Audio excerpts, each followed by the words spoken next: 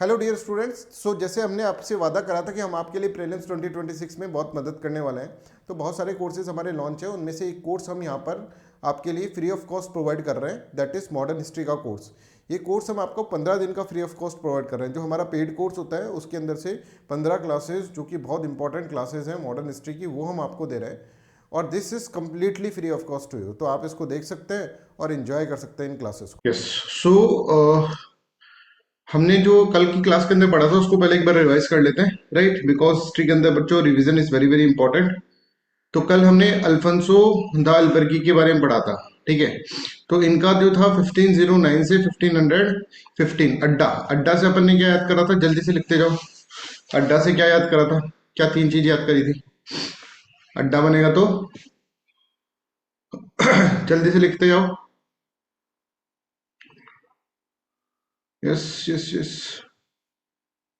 गोवा, माल और हारमोज, ठीक है? ये अपन ने इसके अंदर याद करा था। तो गोवा, कैप्चर ऑफ गोवा था, ठीक है? यहाँ पे बीजापुर सल्तनत से इन्होंने गोवा लिया था, ठीक है? इसके बाद स्टेट ऑफ मलाक्का, और मलाक्का के बाद हारमोज तक वो जा रहा था, ठीक है? हारमोज तक जा रहा था, राइट?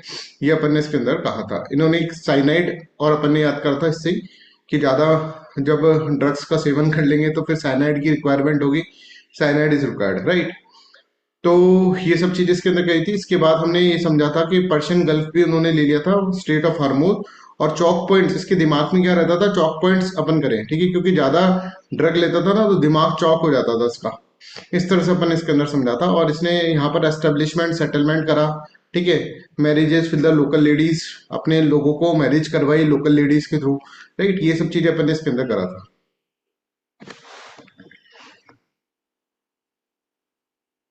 राइट? तो I hope this is clear to everyone. इनके बारे में फिर न्यूनो द कोना आया। न्यूनो द कोना का दिमाग में क्या चल रहा है कि सामने वाले ने जो कराया ना, उसको ही बस हमको ज्यादा आगे करना है, ठीक है?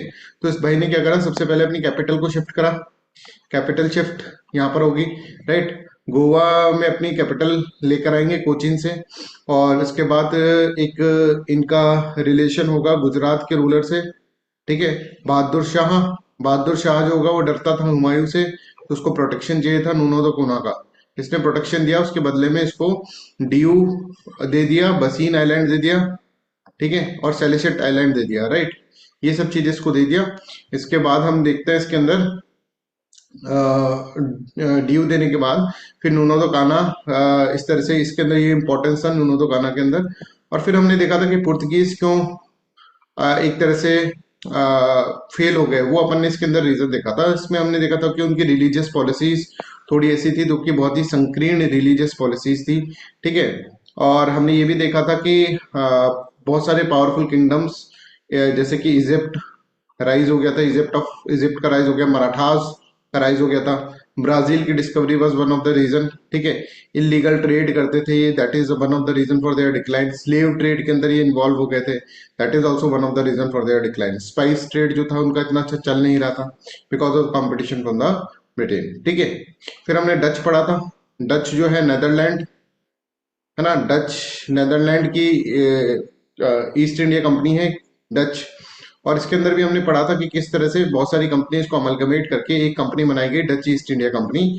और उसके अंदर उसको पावर दी गई कि भैया जाओ और वहां पर ट्रेड करो, और ट्रेड करने के लिए वार वार करने पड़े तो हिचकना मत, वार करो आराम से, मारो पीटो, लड़ाई करो और जीतो अपनी टेरिटरी, ठीक है? तो 1605 के अंदर अपन ने इसको याद करा, डच को मौसी से, और मौसी इसको प्यार से क्या बोलती थी? चीनू। तो बैटल ऑफ चिनसुरा, ठीक है? इनको पुर्तगीज जब ये आए तो पुर्तगीज को थोड़ा डर लगा भाई, राइट? पर इसने इन्होंने क्या करा कि बहुत सारी फैक्ट्रीज ले ली। नागरपट्टनम जो था वो पुर्तगीज से ले लिया इन्होंने। फिर एक battle of Colachel, Colachel battle तो था, that is was very very important because the Martand Verma जो थे वो पहले रूलर बने जिन्होंने कोई बड़ी यूरोपियन पावर को हरा दिया, ठीक है? और बहुत ही भयंकर तरीके से हराया इसके अंदर, ठीक है? तो त्रवणकोर के जो महाराज थे मार्तंड वर्मा, उनके बारे में मैंने आपको बताया था, और बताया था कि क्यों इंपॉर्टेंट है, राइट? इसके बाद हमने ये देखा था कि फिर डच का इंग्लिश से भी थोड़ा सा वर्सेस में आया। और उसके बाद इंग्लिश ने उनको बैटल ऑफ हुगली के अंदर उनकी बैटल ऑफ गुगली कर दी, ठीक है? हुगली के अंदर गुगली हो गई उनकी, और उसको बैटल ऑफ हुगली को बैटल ऑफ चिनसुरा भी बोलते हैं, ठीक है? और बैटल ऑफ बिदारा भी बोलते हैं। फिर हमने देखा था कि उसके अंदर कैसे कैसा हुआ, वो बैटल किस तरह से हार गए। तो ये फिर बाद में इसने अपनी सारी टेरिटरीज जो थी, सारी कंपनीज जो थी और सारी इनकी फैक्ट्रीज जो थी वो एक तरह से 1824 की ट्रीटी में ब्रिटिशर्स को दे दी और उनको कहा ब्रिटिशर्स ने कि तुम इंडोनेशिया पे राज करो, हम भारत पे राज करेंगे, एक दूसरे की जगह पर कोई नहीं आएगा, राइट। इस तरह से हमने इसके अंदर समझा। फिर हमने नया स्टार्ट किया था अपना ब्रिटेन जब भारत के अंदर आया, तो इंग्लिश का अराइवल इन इंडिया ये अपन ने देखा था। और हमने ये देखा था कि इसके अंदर किस तरह से ईस्ट इंडिया कंपनी आती है, ठीक है, उसके पास एक्सक्लूसिव मोनोपोली होती है।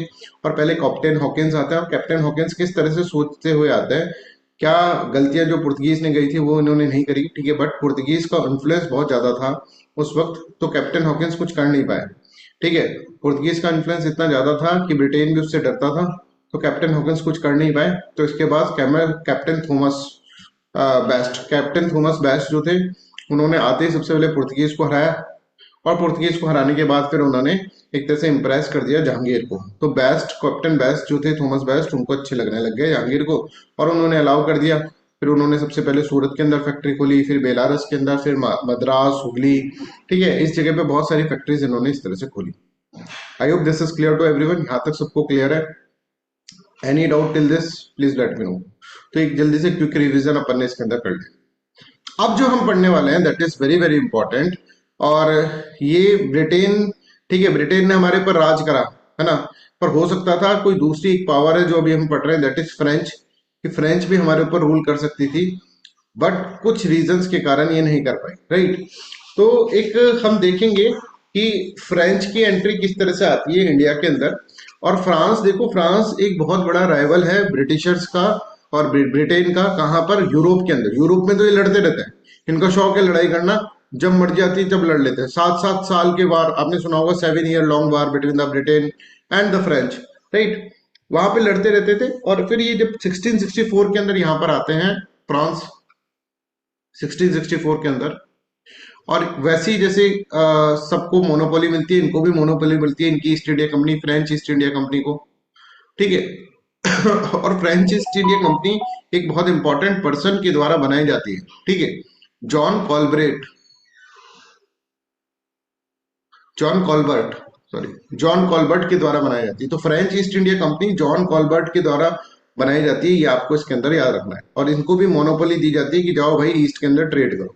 मोनोपोली का मतलब समझ रहे हैं, मतलब फ्रांस से और कोई ट्रेड नहीं करेगा, तुम लोग जाकर आराम से मस्ती से ट्रेड करो, ठीक है। तो यहाँ पर देखो, जब फ्रांस यहाँ पर आ रहा है, ठीक है, तो उससे पहले बहुत सारे लोग यहाँ पर आ चुके हैं ना, पुर्तगीज आ चुका है, पर पुर्तगीज का इन्फ्लुएंस बिल्कुल खत्म हो चुका है, ठीक है। और यहाँ पर जो इंग्लिश और Dutch will be there here, ठीक है। तो इंग्लिश और डच से इसका कंपटीशन होगा इंडियन ओशन के रीजन के अंदर। यहाँ पर आप देख सकते हैं entry of French in India, और 1664 के अंदर आ रहा है, ठीक है, got monopoly of the trade in India from the king, right. Louis 14 उस वक्त किंग थे, लुइस 14, 15, 16, फिर 16 के बाद फ्रेंच रिवॉल्यूशन हुआ और फिर लुइस वाला जो सीरीज चल रहा था, ठीक है, वो लुइस वाला सीरीज खत्म हो जाता है। तो Louis 14 under the minister John Baptiste Colbert, है ना, जॉन कॉलबर्ट, ये नाम बड़ा इंपॉर्टेंट है, created French East India company. इसके ओनर जो होंगे ये होंगे, ठीक है। Granted exclusive monopoly over the trade from the Cape of Good Hope to the strait of Magellan. Strait of Magellan से लेकर, स्टेट ऑफ मैगेलन अगर आप देखेंगे भारत को भी क्रॉस कर जाएंगे तो आगे की साइड, ईस्ट की साइड, और ईस्ट की साइड चलेंगे तो स्टेट ऑफ मैगेलन आएंगे, तो वहां तक केप ऑफ गुड होप से स्टेट ऑफ मैगेलन तक इनका ही रूल होगा। इस तरह से इसको इन्होंने बोला कि मोनोपोली आपको देते हैं, पर्पस ये to compete with the English and Dutch in the Indian Ocean region, ठीक है। और कुछ इसके अंदर देखते हैं, a French expedition under the Francos Caron and Makara Avenchids, ठीक है, इनका नाम ऐसे याद नहीं रखना, obtain permission from the Mughal authority. इन लोगों ने ये मुगल के पास गए, ठीक है, और उन्होंने मुगल अथॉरिटी से परमिशन ले ली, और मुगल अथॉरिटी से परमिशन लेकर उन्होंने वहां पर फ्रेंच ट्रेडिंग फैक्ट्रीज यहाँ पर खोल दी, ठीक है, सूरत में। But they could not expand much due to the strong English presence, but यहाँ पर इनको एक तरह से इंग्लिश प्रेजेंस का खतरा लगेगा, ठीक है, और ब्रिटेन यहाँ पर काफी पावरफुल हो चुका था, राइट। अब देखो बंगाल के अंदर ये सब इंपॉर्टेंट है, this is very very important, अगर आप ये भी याद रख लेंगे जो ब्लू कलर से लिखा है that is more than enough. तो फ्रेंच एक्वायर चंदर नागौर इन बंगाल, बंगाल के अंदर एक बहुत इंपॉर्टेंट जगह है चंदर नागौर, ठीक है। चंदन नागौर जो जगह है that is very very important Bengal के अंदर, और बंगाल के अंदर इसको इन्होंने एक तरह से कैप्चर कर लिया। वहां की अथॉरिटीज थी, ठीक है, ऐसे कोई लड़ाई नहीं हुई, तो वहां पे एस्टेब्लिशमेंट करने की उनकी अथॉरिटी ने परमिशन दे दी। और चंदन नागौर जो है ना, नोगोर, इसको बंगाली के अंदर अजीब सा बोलते हैं इसको, है ना, चंद्रो नागौर, इस तरह से, राइट। तो बंगाल के अंदर इसमें इन्होंने एक तरह से यहाँ पे परमिशन ले ली कि भैया हम यहाँ पर सेटलमेंट्स बनाएंगे। क्या हो रहा है, फ्रांस ईस्ट इंडिया कंपनी आ रही है, ठीक है, और यहाँ पे सेटलमेंट्स बना रही है। इनकी कोई ऐसी लड़ाई नहीं हुई इंडियन रूलर से, ठीक है, बाद में होगी लड़ाई। आते ही इनकी ऐसे लड़ाई नहीं हुई कि लड़ेंगे फिर कैप्चर करेंगे, नहीं, इन्होंने क्या करा कि मुगल अथॉरिटीज से एक तरह से परमिशन ले ली, और मुगल अथॉरिटी से परमिशन लेने के बाद ये अपने सेटलमेंट्स बनाने लग गए। तो सबसे इंपॉर्टेंट सेटलमेंट चंद्रा नागौर के अंदर होगा, ठीक है, बंगाल में। That is very very important, ये नाम आपको याद रखना, ठीक है। फिर आप देखेंगे 1673 की बात ये है। 1673 के बाद 1674 के अंदर इन्होंने पौंडीचेरी के अंदर भी अपना एस्टेब्लिशमेंट कर दिया, और Pondicherry was very very important. बहुत दिनों तक आजादी के बाद भी पौंडीचेरी किसके पास रहा था, फ्रांस के पास रहा था, बहुत दिनों बाद हमको लौटाया गया, राइट। तो यहाँ पर अगर आप देखेंगे, यहाँ पे भी लोकल रूलर्स ने उनको परमिशन दी, और परमिशन देकर ये पौंडीचेरी के अंदर एस्टेब्लिशमेंट इनका हो गया। आई होप दिस इज क्लियर। तो यहाँ पर आपको कुछ कुछ बातें इसके अंदर याद करनी पड़ेगी। फ्रेंच ऑफिशियल्स ऑब्टेन ए फरमान from the Shashad Khan, Mughal governor of the Bengal. They receive permission to establish settlement in Chandernagore, ठीक है, न्यू मॉडर्न कोलकाता, राइट। जो आज का कोलकाता है वो चंद्रा नागौर पहले बोला जाता था। This later become a major commercial centre for the French trade in Bengal. I hope this is clear. फिर यहाँ पे फ्रेंच सेटलमेंट इन पौंडीचेरी इतना डिटेल में नहीं पूछेंगे, पर ये आपको याद रखना है, ये नाम याद रखना है, चंद्रा नागौर और पौंडीचेरी, ठीक है। यहाँ पे भी एक लोकल नायक ऑफिशियल हुआ करते थे, शेर खान लोधी, उनसे उन्होंने पोजीशन लिया, ठीक है, और वहां पे परमिशन ले ली कि यहाँ पर हम अपने सेटलमेंट्स करेंगे, और इनके काफी खतरनाक सेटलमेंट इन्होंने फिर यहाँ पर बनाए, ठीक है। तो कुछ ऐसा क्वेश्चन यहाँ पर आ सकता है, क्रोनोलॉजिकल ऑर्डर के अंदर ये पूछा जा सकता है। एक बार इसको सॉल्व करने की कोशिश करो।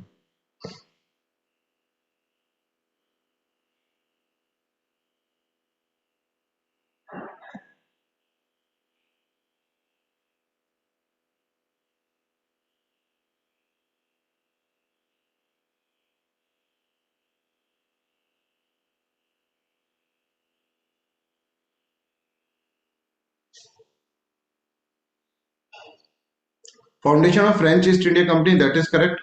French factory eight Surat, that is also correct. फिर सेकंड नंबर पे सूरत बनाई इन्होंने, फिर चंद्रानगर सेटलमेंट करा, फिर पौंडीचेरी करा। तो first second third fourth will be correct answer, ठीक है। हमने कहा था ना, पहली एस्टेब्लिशमेंट जो फैक्ट्री करी गई वो किसके द्वारा करी गई, यहाँ पर एक तरह से सूरत के अंदर करी गई। तो first second third and fourth will be the correct answer. चलो आगे चलें। Who was responsible for funding the French East India company in 1664?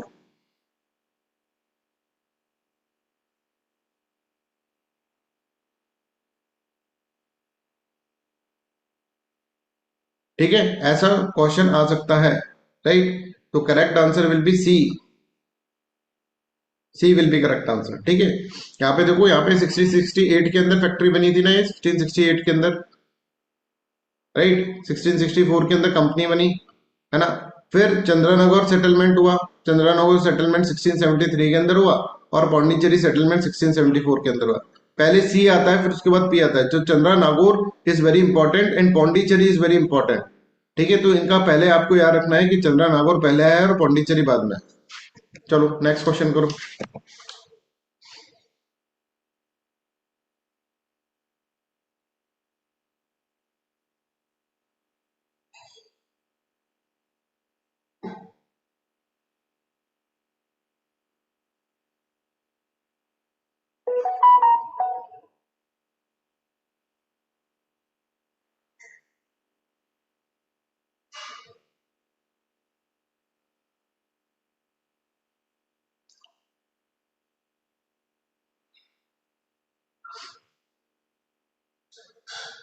B will be correct answer.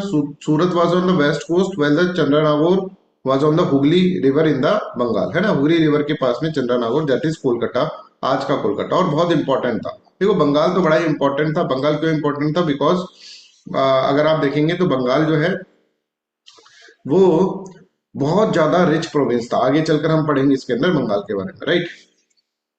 चलो, यहाँ तक सब क्लियर है। आगे हम चलते हैं फ्रेंच वाला। ठीक है, आज बहुत इंपॉर्टेंट कार्नेटिक वर्ड्स भी हम इसके अंदर पढ़ेंगे। अब देखो, फ्रेंच की जो इंपॉर्टेंट लोकेशन है आप यहाँ पर देख सकते हैं। Chandernagore is there, Yanaon is there, Pondicherry, Karikal and Mahe. Right, this is very important. ये जो चीजें हैं, माही, यानोन, पौंडीचेरी एंड करिकल, कराईकल, राइट, ये जो है आपने सुना होगा union territory, Puducherry. Puducherry union territory के अंदर ये चार ही आते हैं। I hope this is clear. आपसे ये क्वेश्चन भी पूछ सकते हैं, पुडुचेरी यूनियन टेरिटरी के अंदर ये कौन कौन आता है? तो पौंडीचेरी तो आता ही है, इसके साथ साथ करिकल भी आता है, करिकल के साथ साथ माही भी आता है, माही के साथ येनोन भी आता है। ठीक है, ये येनोन, तो ये बिल्कुल याद रखना है आपको। ये चार नाम तो वैसे ही इंपॉर्टेंट है। यूनियन टेरिटरी ऑफ पुडुचेरी आपसे पूछ लिया, यूनियन टेरिटरी ऑफ पुडुचेरी का मतलब सिर्फ पुडुचेरी नहीं है, पौंडीचेरी नहीं है। ठीक है, माही भी है, कराईकल भी है, यानोन भी है। देखो कितनी दूर दूर है, पर ये सारे के सारे एक यूनियन टेरिटरी के अंदर आते हैं। बिकॉज ये सारे के सारे फ्रेंच पोजेशन थे, तो फ्रांस ने जब इनको छोड़ा तो हमने इसको एक यूनियन टेरिटरी के तरह एक्सेप्ट करा, फ्रेंच के सेटलमेंट्स को। और इसके अलावा एक चंद्र नागौर भी है यहाँ पर। ठीक है, ये तो हमने देखा कलकत्ता के अंदर। ठीक है, कोलकाता जिसको अपन बोलते हैं आज का, वो चंद्र नागौर था। तो माही, यानोन, पौंडीचेरी, कराईकल और चंद्र नागौर, ये आपको इसके अंदर याद रखना है। The French establish 5 major settlements in India, Pondicherry, Karaikal, Mahe, Yanaon और चंद्रनगर नागौर। ठीक है, out of this the first 4 now from the union territory of the Puducherry. Puducherry union territory से में पहले 4 इस तरह से माने जाते हैं। राइट, तो I hope this is clear to everyone. आपसे कोई पूछ ले ऐसे ही क्वेश्चन कि भाई पुडुचेरी के बारे में सुना है, यूनियन टेरिटरी है? बोले हाँ साहब सुना तो है, बताओ उसमें क्या क्या आता है? तो आप कहेंगे पौंडीचेरी आता है, और क्या आता है? नहीं नहीं, पौंडीचेरी के साथ साथ कराईकल भी आ रहा है, माही भी आ रहा है, यानोन भी आ रहा है। ठीक है, I hope this is clear to everyone. तो ये चार जो है अलग अलग जगह पर है, आप यहाँ पर देख सकते हैं मैप के अंदर। ठीक है, यानोन, पौंडीचेरी, माही और कराईकल, बट ये सारे के सारे यूनियन टेरिटरी ऑफ पुडुचेरी के पार्ट। ठीक है, अब इसमें और क्योंकि ये बड़े इंपॉर्टेंट है सेटलमेंट्स, और यही सेटलमेंट्स अपन को याद रखना है।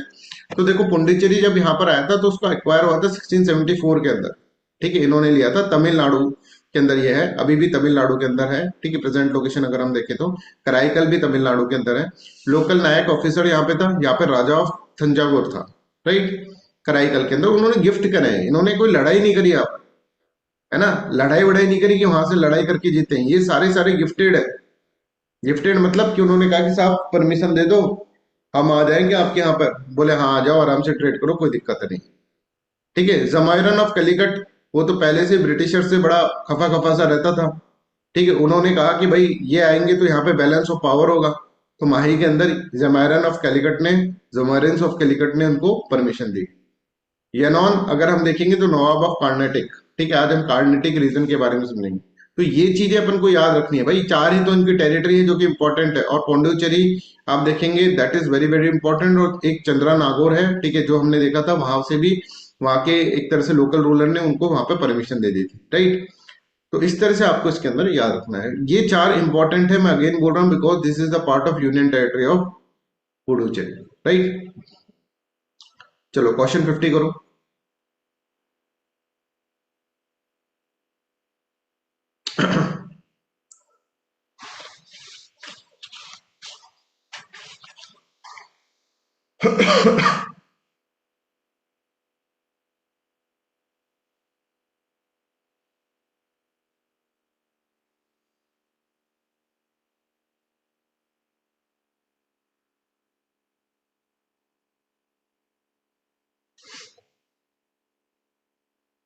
फिफ्टी का correct answer is A. Both 1 and 2 are correct and second explain first. French aimed to balance English naval dominance on the west coast by gaining Mahe. Right, और कलिकट के राजा जो थे जमोरियन, वो भी यही चाहते थे ऑलमोस्ट। ठीक है, और माही ऑन द मालाबार कोस्ट। तो ये देखो भाई, ये वाली टेबल भी बड़ी इंपॉर्टेंट है, आपको ये याद करनी पड़ेगी। ठीक है, तो सबसे पहले इन्होंने पुडुचेरी लिया है, फिर माही लिया है, फिर उन्होंने यानोन लिया है, और फिर कराईकल लिया है। यानोन और कराईकल। ठीक है, I hope this is clear to everyone. ऐसे अपन को याद रखना है। और दूसरी इंपॉर्टेंट चीज ये है कि यहाँ पे माही जो है वो जमूरियन से लिया है, ऐसे क्वेश्चंस आ सकते हैं, तो ये रटना पड़ेगा थोड़ा। ठीक है, चलो अब हम समझते हैं कार्नेटिक वार्स। ठीक है, this is very very important. पहला कार्नेटिक वार, दूसरा कार्नेटिक वार और तीसरा कार्नेटिक वार। तो बच्चों अब थोड़ा सा आपको कंसंट्रेट करना पड़ेगा। पहले मैं कार्नेटिक वार्स पूरे पढ़ाऊंगा, फिर इनके ऊपर क्वेश्चंस कराऊंगा। ठीक है, तो अगले आधे घंटे हम कार्नेटिक वार्स को दे रहे हैं। This is very important topic. और देखो मैं आपको बोल रहा हूँ कि मॉडर्न हिस्ट्री जब आप पढ़ रहे हैं तो आपका प्रीलिम्स ही नहीं मेंस भी कवर हो रहा है। ठीक है, क्योंकि मॉडर्न हिस्ट्री में ऐसे सेग्रीगेट नहीं कर सकते अपन। ठीक है, और मॉडर्न हिस्ट्री में कोई भी आपकी करंट अफेयर्स तो है नहीं जिसके ऊपर आपको एनालिसिस करना हो, ये करना हो। जो है वो यही है, राइट, और यही हम पढ़ रहे हैं। तो यहाँ पे देखो फर्स्ट कार्नेटिक वार 1746 से 1748 के बीच में हुआ है। पहले तो टाइमलाइन याद कर लो, 2 साल का ये वार है। सेकंड कार्नेटिक वार अगर हम देखेंगे 1749 से 1754 तक हुआ है। ऑलमोस्ट 5 इयर्स ये वार चला है। ठीक है, और तीसरा देखोगे 756 से लेकर 1763। तो यहाँ पे 7 इयर्स का ये वार, थर्ड कार्नेटिक वार यहाँ पर चला है। तो ये फर्स्ट सेकंड थर्ड में अपन को ये याद नहीं रखना कि कौन सा ज्यादा चला है, क्योंकि पहला कम चला है, दूसरा उससे ज्यादा और थर्ड सबसे ज्यादा।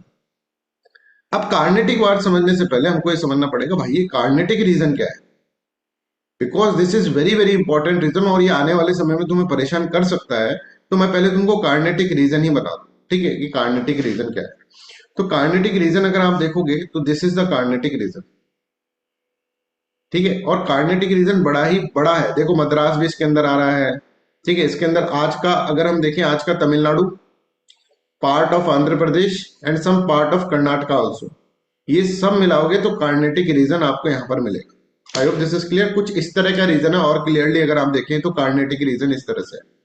This is very very important because यहाँ पे बहुत सारे पोर्ट है, जैसे पोर्ट ऑफ मद्रास। ठीक है, यहाँ पे बहुत सारे एरियाज है जहां पर फ्रांस अपना सेटलमेंट कर रही है, जैसे पौंडीचेरी भी इधर ही है। ठीक है, और ये सारे के सारे रीजन, पुलिकट, पौंडीचेरी और इतने सारे, देखो यहाँ पुलिकट तो बहुत इंपॉर्टेंट है इसके अंदर, राइट। पोर्ट्स बहुत सारे हैं। तो ईस्टर्न कोस्ट के ऊपर अगर हम देखें, ईस्टर्न कोस्ट के ऊपर ये वाला रीजन जो है, अगर हम साउथर्न टिप देखें तो this is very very important, क्योंकि जो आएगा या तो यहाँ लगेगा या फिर सूरत जाएगा। ठीक है, फिर या फिर यहाँ पर आएगा। और ये वाला जो रीजन है कार्नेटिक रीजन, ये तो बड़ा ही पॉपुलर रीजन है। ठीक है, अगर आपको ट्रेड करना है तो कार्नेटिक पे आपका कंट्रोल होना ही होगा। इस पूरे कार्नेटिक रीजन को यहां पर अगर आप देखेंगे तो गवर्न जो करते थे वो, वैसे तो ये मुगल एडमिनिस्ट्रेशन के अंदर आता था ना, मुगल्स, पर यहाँ पर जो नवाब हुआ करता था, जो यहाँ पर बैठता था, ठीक है, इस पूरे रीजन को जो देख रहा है, that is nawab of Arcot. Arcot region भी इसके अंदर है। ठीक है, और आरकोट रीजन का जो नवाब है, ठीक है, that is known as nawab of Arcot. देखो ये आरकोट रीजन है, ये इसकी एक तरह से कैपिटल मान लो, है ना। ये जिसका आरकोट के ऊपर कंट्रोल है उसका पूरा कार्नेटिक के ऊपर कंट्रोल है। I hope this is clear to everyone. और ये जो है, ये रीजन, कार्नेटिक रीजन जो है, that will become a battle ground between the France and Britishers. That's why बहुत सारे वार्स यहां पर हुए हैं and they are famously known as Carnatic war. ठीक है, फ्रांस और Britain is just like a, अगर आप देखेंगे टॉम एंड जेरी आपस में लड़ रहे हैं, लड़ते रहते हैं, जब जब मर्जी आती तब लड़ने लग जाते हैं। यूरोप के अंदर तो बहुत ज्यादा लड़ाई होती है इसके अंदर। और आप देखेंगे सभी कार्नेटिक वार में ऑलमोस्ट, सेकंड को अगर हम छोड़ दें तो ऐसा हुआ है कि यूरोप के अंदर ये पहले लड़ रहे थे, लड़ते लड़ते इन्होंने देखा यूरोप में तो लड़ रहे हैं, तो इंडिया के अंदर जो इनके सेटलमेंट्स है उसमें भी लड़ाई होने लग गई। यहाँ पे भी लड़ लेते हैं, तो यूरोप में लड़ाई होती थी और नीचे फिर उतर जाती थी, और फिर ये आपस में लड़ने लग जाते थे। तो फ्रेंच और ब्रिटेन को आप कैसे करोगे, लाइक टॉम एंड जेरी, हमेशा लड़ते रहते हैं, हमेशा लड़ते रहते हैं भाई, इनका लड़ने का ही काम है। और लड़ाई करते थे यूरोप में, और नीचे फिर यहाँ पर नीचे भी लड़ने लग जाते हैं, इंडिया के अंदर सेटलमेंट्स में भी लड़ने लग जाते हैं, है ना। अब कार्नेटिक रीजन के ऊपर लड़ाई करने का मेन मकसद क्या होगा, ये कार्नेटिक रीजन के ऊपर जो पोर्ट्स हैं उनको कंट्रोल करना, that will be the main reason. और जो बिगर पिक्चर अगर हम देखें इसके अंदर, बिगर पिक्चर, ठीक है, तो ये होगा कि सारा का सारा कार्नेटिक एरिया को कंट्रोल करने की एक कवायद है। ठीक है, एक पॉइंट आपको इसके अंदर ये समझना होगा। दूसरा पॉइंट आप ऐसे समझिए कि हर एक वार के पीछे, हर एक वार के पीछे एक तो होगा मेजर रीजन, ठीक है, जिसको हम कहेंगे कि भाई एक बहुत बड़ा जो एक बैकग्राउंड होगा, ठीक है, जो एस्टेब्लिश हो रहा है, जो कि इसके अंदर मेजर रीजन है ना। और दूसरा जो होगा that is triggering point. Trigger point जो होता है कि भाई एक्चुअल में तो ये रीजन था, ठीक है, ये कारण था एक्चुअल में, तो this is the cause, major cause, है ना। चाहते ही थे पर ट्रिगर हो गया कुछ ऐसा, ट्रिगरिंग पॉइंट कुछ ऐसा हो गया जिसके कारण वो क्या करने लगे, उस वक्त लड़ाई करने लगे। I hope this is clear to everyone. तो इसमें मेजर रीजन जो था ना, मेजर कॉज जो था इसका वार का, ये कार्नेटिक वार का, ये था कि कार्नेटिक रीजन के ऊपर हमको कंट्रोल करना है। We have to take control over the Carnatic region, sorry region. ठीक है, कार्नेटिक वाला एरिया जो है हमें इसके ऊपर कंट्रोल करना है। ये तो सबसे था कि मद्रास को हमको कंट्रोल में रखना है, जैसे Madras was very very important. और फिर आगे जाके ब्रिटेन ने यहाँ पर एक तरह से प्रेसिडेंसी भी बनाई अपनी, बॉम्बे, मद्रास, ठीक है, और कलकत्ता। तो मद्रास बड़ा इंपॉर्टेंट था। और पूरा का पूरा कार्नेटिक रीजन पे अगर कंट्रोल हो जाए, कार्नेटिक रीजन पे अगर कंट्रोल हो जाए तो फिर दिक्कत खत्म हो जाएगी, आराम से सेटलमेंट्स हो सकता है, आराम से ट्रेडिंग पोस्ट यहाँ पर बना सकते। ठीक है भाई, ये समझ में आ रहा है। तो बिगर पिक्चर तो ये होती थी, और ट्रिगरिंग पॉइंट हर एक के अलग अलग होंगे। फर्स्ट कार्नेटिक वार का ट्रिगरिंग पॉइंट अलग होगा, सेकंड का अलग होगा, थर्ड का अलग होगा। तो यहाँ पर देखो, who rule the Carnatic, Carnatic को कौन रूल करता था, आप देखेंगे, though the region was under nominal Mughal authority, it was governed by the Nawab of Arcot who act as a Mughal representative. ठीक है, by the mid 18th century, ठीक है, ये मिड 18th सेंचुरी के अंदर अगर हम देखें, nawab's authority weakened, right, making the region a battle ground for the European power. European power specially France और ब्रिटेन इसके ऊपर कंट्रोल करने की कोशिश करते रहे। The region became the theater of three main wars between the French East India Company and the British East India Company. This wars decide the future of the European dominance in India. अगर इन wars के अंदर ये French East India company जीत जाती है again, तो भाई आज कहानी अलग होती, हम फ्रांस के अंदर में कॉलोनी होते। ठीक है, I hope this is clear to everyone. पर ये ब्रिटिश ईस्ट इंडिया कंपनी जीती। तो ब्रिटिश ईस्ट इंडिया कंपनी के भाग्य में अच्छे थे, ऐसा नहीं था कि इसमें कोई ज्यादा डिफरेंस नहीं था फ्रांस और ब्रिटेन में। और कहीं जगह तो फ्रांस इसको बहुत अच्छे से मात देती थी यूरोप के छोटे छोटे युद्ध के अंदर। बट यहाँ पर फिर ये जीत जाते हैं कार्नेटिक वार्स के अंदर। ठीक है, ऑलमोस्ट यही जीतते हैं। ठीक है, कभी फ्रांस का पलड़ा भारी रहता है, पर कभी ट्रीटी होके वो सॉर्ट आउट हो जाता है। अब देखो, ब्रिटेन का एक है ना, एक और बहुत इंपॉर्टेंट डायमेंशन आपको देखना पड़ेगा। पहले ये लड़ता है, ठीक है, ए वर्सेस बी हो रहा है, ब्रिटेन वर्सेस समथिंग, राइट। तो ये पहले इससे लड़ा, इसको लग रहा है कि यार अपनी तो बस की नहीं, ये तो मार रहा है पूरी तरह। तो बोला, ओ भाई भाई हो गई गलती की माफी, चलो आजा भाई बैठ के ट्रीटी कर लेते हैं सर। ट्रीटी कर लिया। ट्रीटी करने के अंदर अब इसके पहली बार में इसको समझ में आ गया कि भाई इसकी वीकनेस क्या थी, इसकी स्ट्रेंथ क्या थी। अब ये अलग स्ट्रेटेजी बनाया, है ना, और अलग स्ट्रेटेजी बनाया कि फिर वापस अटैक करेगा। और वापस अगर इसको मतलब समझ में आ गया इसका, इसको तोड़ मिल गया तो बढ़िया है, नहीं तो फिर ट्रीटी के लिए मना लेगा, इसको ट्रीटी कर लेते। ऐसा करते करते तीसरे या चौथे वार में इसको हरा देता है। ये ब्रिटेन की स्ट्रेटेजी हम देखेंगे, कोई सा भी वार देख लो आप, एंग्लो कह के कुछ भी लगा दो, एंग्लो मराठा वार के अंदर भी ये होगा, एंग्लो हैदराबाद वार के अंदर भी इस तरह से होगा, एंग्लो कोई सा भी वार होगा तो 3-4 वार यहाँ पर लगाएंगे, एंग्लो पंजाब वार, ठीक है, इसके अंदर सबके अंदर इसी तरह की चीज होगी। ठीक है, I hope this is clear. तो कार्नेटिक रीजन मैंने यहाँ पे लिख दिया है, कार्नेटिक प्रॉपर के अंदर क्या क्या चीजें आती हैं। ठीक है, कार्नेटिक नदन एरिया, सदन एरिया, एक बार पढ़ लेना, बस पढ़ लेना, इसको याद करने की कोई जरूरत नहीं। बस आपको कार्नेटिक की पोजीशन होनी चाहिए याद, और क्यों यहाँ पर इतना ज्यादा संग्राम हो रहा है ये अपन को इसके अंदर समझ में आना चाहिए, राइट। अब चलो हम चलते हैं फर्स्ट कार्नेटिक वार के अंदर। और फर्स्ट कार्नेटिक वार जो 746 के अंदर स्टार्ट हुआ और 748 के अंदर खत्म हुई। कार्नेटिक वार कहाँ होंगे, भारत में।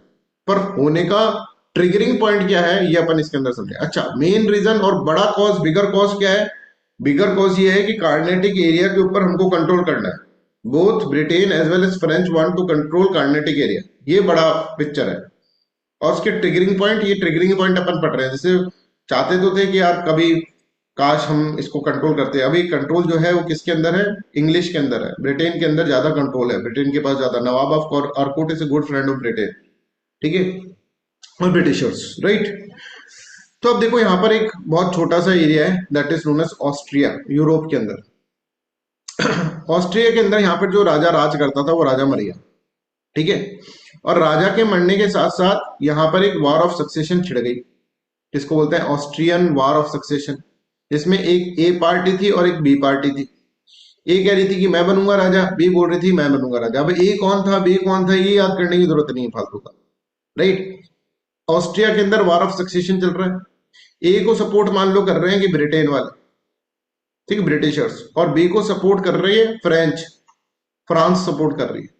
यहां पर कौन कर रहे हैं, यहाँ पे इसको ब्रिटिशर सपोर्ट कर रहे हैं, उसको फ्रांस सपोर्ट कर रहे हैं। तो इन दोनों की लड़ाई में ये दोनों आ गए और ये दोनों आपस में लड़ने लग गए। कहां पर, यूरोप के अंदर, ऑस्ट्रिया में, ठीक है। I hope this is clear to everyone. तो इनके बीच में लड़ाई यहां पर स्टार्ट हो गई और ये लड़ाई चलती चलती चलती चलती नीचे उतर गई। उन्होंने देखा यहां तो लड़ रहे, नीचे भी लड़ लेते हैं, ऐसे ही करेंगे हमेशा। तो स्टार्टिंग ट्रिगरिंग पॉइंट ये वाला हुआ इसके अंदर। और जो बिग कॉज था इनका, इन्होंने देखा यहाँ पर अगर हम थोड़ी से लड़ रहे हैं यहाँ पर, तो वहां पे भी निपटा देता है अपना कार्नेटिक रीजन वाला। तो इस तरह से आपको इसके अंदर समझना हो। तो यहाँ पर लड़ाई चल रही है, युद्ध चल रही है, ऑस्ट्रिया वार ऑफ सक्सेशन चल रहा है। इसके अंदर एक पार्टी को सपोर्ट कर रहे हैं ब्रिटेन और दूसरी पार्टी को सपोर्ट कर रहे हैं फ्रेंच, ठीक है, फ्रांस। और इन दोनों के बीच में भी लड़ाई हो जाएगी, इन दोनों राजाओं के बीच में लड़ाई हो रही है, तो यहाँ पर इन दोनों के बीच में भी लड़ाई हो जाएगी, क्योंकि एक एक राजा को सपोर्ट कर रहा है, दूसरा दूसरे राजा को सपोर्ट कर रहा है। Is this clear to everyone? अब ये लड़ाई यहाँ पर चल रही है, इतने में नीचे भी उतर जाएगी ये लड़ाई, और नीचे उतर जाएगी। और फ्रांस का जो एक कमांडर था, ठीक है, कमांडर का नाम मुझे याद नहीं है, ठीक है, अजीब सा नाम है उसका, कोई बॉन्ड बॉन्ड से याद करा था मैंने, बॉन्ड बॉन्ड बिस्कुट होता है ना उसे, तो बॉन्ड समथिंग है, राइट। तो ये जो था, राइट, कमांडर, ये क्या करेगा, मद्रास कैप्चर कर लेगा। Madras was there with the Britain, ठीक है, ब्रिटेन के पास था, वो मद्रास को कैप्चर कर लेगा। और मद्रास को कैप्चर कर लेंगे तो ब्रिटिशर्स बहुत बुरी तरह से भड़क जाएंगे, यार तुमने मद्रास को कैप्चर कैसे कर लिया। यहां तक की कहानी समझ रहे हैं? अब ये जो था ना बॉन बॉन्ड, ठीक है, ये कहता है कि यार हमको थोड़े पैसे दे दो, हम तुमको मद्रास लौटा देंगे। ये नेवल कमांडर है, he is the naval commander. But उस वक्त एक इनका जो गवर्नर होता है ना, फ्रांस का जो गवर्नर होता है वो होता है डुप्ले। और डुप्ले इज वेरी इंपॉर्टेंट, ये हमको पढ़ना पड़ेगा, डुप्ले बड़ा इंपॉर्टेंट है। डुप्ले कहता है ना भैया ना, इनको अब हम देंगे नहीं, हम यहाँ पे परमानेंट सेटलमेंट करेंगे, मद्रास बड़ा इंपॉर्टेंट है, पैसा अपनी जगह, मद्रास अपनी जगह, ठीक है। I hope this is clear to everyone. तो इस तरह से आपको इसके अंदर देखना है। तो इन 1740 यूरोप वाज एंटेंगल्ड इन, अच्छा, फर्स्ट कार्नेटिक वार पढ़ रहे हैं, और फर्स्ट कार्नेटिक वार मतलब, फर्स्ट का मतलब अगर अल्फाबेट में देखेंगे तो ए, फर्स्ट का मतलब ए होता है अल्फाबेट वाइज, तो ए मतलब Austria, Austria war of succession. Is this clear to everyone? This is the Austria war of succession. तो ऑस्ट्रिया वार ऑफ सक्सेशन के अंदर अगर हम देखेंगे तो आप यहां पर देखो, नीचे मद्रास के अंदर भी चला जाएगा, राइट। तो यहां पर देख लो आप, since Britain and France were on the opposite side, a contest was inevitable between the French and the British East India company in India also, ठीक है। तो यहाँ पे French take Madras, capture of Madras 1746 में मद्रास को ले लिया जाता है। फ्रेंच नेवल कमांडर जो होता है ला बॉन डोनियस, ठीक है, तो बॉन बॉन से याद कर लो उसको, ठीक है, बिस्किट आता है ना बॉन बॉन बिस्कुट, वैसे। Defeated the British fleet and seized Madras from the English fleet, East India Company, English East India Company है ना, उससे ले लेते हैं। फिर ये कहते हैं कि भैया थोड़ा सा पैसा दे दो, फिर हम तुमको दे देंगे, पर डुप्ले रिफ्यूज कर जाते हैं, wanting complete French control over the Madras. तो फिर बोलते हैं चलो भाई फिर लड़ो आपस के अंदर, फिर इनकी लड़ाइयां स्टार्ट हो जाती हैं। अब यहां पर जो नवाब था आरकोट का, ठीक है, जो कि पूरा कर्नाटक का नवाब है, ठीक है, नवाब ऑफ आरकोट, वो क्या करता है, वो ब्रिटिशर्स का सपोर्ट करता है, वो ब्रिटिशर्स सपोर्ट करता है। ही वॉज वेरी अनहैप्पी कि मेरे से बिना पूछे तुमने मद्रास को कैप्चर कैसे कर लिया, मैंने ब्रिटिश को दे रखा था, ब्रिटेन को दे रखा था, तुमने कैसे कैप्चर कर लिया भाई ब्रिटेन को हराकर, मेरे से बिना पूछे। मैं नवाब ऑफ आरकोट हूं, मेरे पास 10,000 की फौज खड़ी रहती है बिल्कुल ऐसे स्टैंडिंग पोजीशन में। यस सर, बताओ क्या करना है, तुम्हारी इतनी हिम्मत फ्रेंच वालों, तुम लोग क्या करोगे, तुम लोग ऐसे करोगे अब मेरे साथ। ये लो, अब इनको गुस्सा आएगा, और ये गुस्सा आएगा और ये क्या कहेंगे कि ब्रिटेन वाले उनको फोन करके रो देंगे नवाब ऑफ आरकोट के सामने। ब्रिटेन वाले कहेंगे साहब हमको बहुत मारा, आपने मद्रास दिया था, मेरा मद्रास छीन लिया।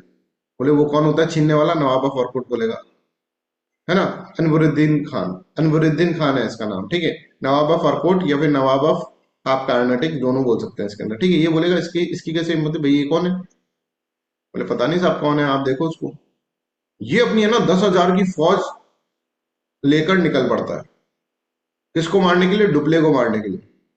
और डुप्ले के पास आप बिलीव नहीं करेंगे 300 से कम सोल्जर्स है उसके पास, है ना। एग्जैक्ट डेटा बताऊं तो 230 सोल्जर्स है, पर आप 500 तक भी मान सकते हैं इसके अंदर अप्रोक्स। अगर 500 भी दिखाओ तो वो कोई ज्यादा नहीं, ठीक है। तो ऐसे आप 300 से 500 सोल्जर्स से डुप्लेई के पास, और डुप्लेई पे उन्होंने अटैक कर दिया। एक जगह है that is known as Adyar और सेंट थोम नाम का एक फोर्ट है, राइट। वहां पर इनके ऊपर अटैक कर दिया नवाब ऑफ आर्कोट। नवाब ऑफ आर्कोट ने बोला कि भाई कैसे, कहां से लेकर आए तुम, कैसे मद्रास को कैसे लिया, है ना। 10,000 वर्सेस 230। अब डुप्ले कहेगा कि भैया तू फालतू की बात मत कर, लड़ाई करनी है लड़ाई कर ले, ये हंसेगा नवाब ऑफ आर्कोट। बोले पागल हो गया क्या भाई, हमारे यहाँ पे देखो 10,000 फोन। बोले एक बार चिल्ला भी दिए ना तो 230 लोग भाग गए। बोले लड़के तो देख एक बार। और ये लड़ाई होती है, और ये battle one of the most important battle है in the world history, because ये 230 लोग इतने बड़े नवाबों की फौज को हरा देते हैं। समझ में आ रहा है आपको, बिलीव हो रहा है? 230 लोग 10,000 लोगों को हरा देते हैं। दैट्स वाल बैटल ऑफ अडियार और battle of Saint Thome is very very important, है ना। इसके अंदर कुछ ऐसा देखने को मिलता है जो कि आमतौर पे देखने को मिलता नहीं है। 230 लोग 10,000 लोगों को हरा दे रहे हैं। I hope this is clear. तो यहां पर देखो, अनवरुद्दीन खान जो नवाब ऑफ आर्कोट था was angered that French captured Madras without his permission. He demanded that the French hand in it back to the English. वापस से ब्रिटेन को दे दो। फिर बैटल ऑफ अडियार का नवाब sent 10,000 troops against the French. A small French force of only 230 soldiers defeated the Nawab massive army. और this shocked Indian rulers. Indian rulers कहेंगे अरे भाई यूरोप के अंदर तो बड़ी पावर, यूरोपियन कंट्रीज जो हैं 230 बंदों ने हरा दिया 10,000 लोगों को। माय गॉड, क्या स्ट्रेटेजी रही होगी सोच कर देखो डुप्ले की।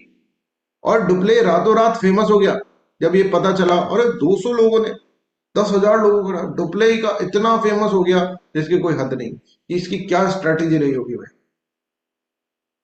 तो बैटल ऑफ अडियार और battle of Saint Thome that is very very important. First Carnatic war के अंदर ये बैटल होता है, और आप समझ रहे हैं किसके बीच में हो रहा है, ब्रिटेन और फ्रांस के बीच में नहीं हो रहा है, ठीक है, फ्रांस और अनवरुद्दीन खान के बीच में हो रहा है। क्यों? अनवरुद्दीन खान गुस्सा है कि मेरे से पूछे मद्रास को कैसे छीन लिया तुमने ब्रिटेन से। तो इस तरह से दिस इज इंपॉर्टेंट। तो इसके ऊपर क्वेश्चन हमने एक बनाया है, इसको सॉल्व करें। 51st question. So, so this is first Carnatic war, sir, or previous one was the first Carnatic? Hello, sir. Hello. Can you hear me? Hello, sir.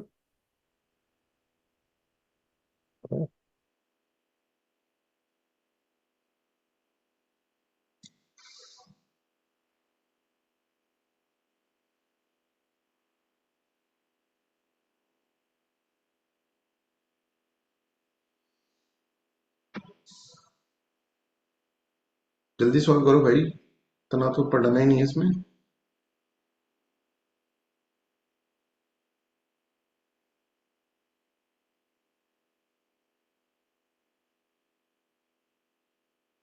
ठीक है, C is the correct answer.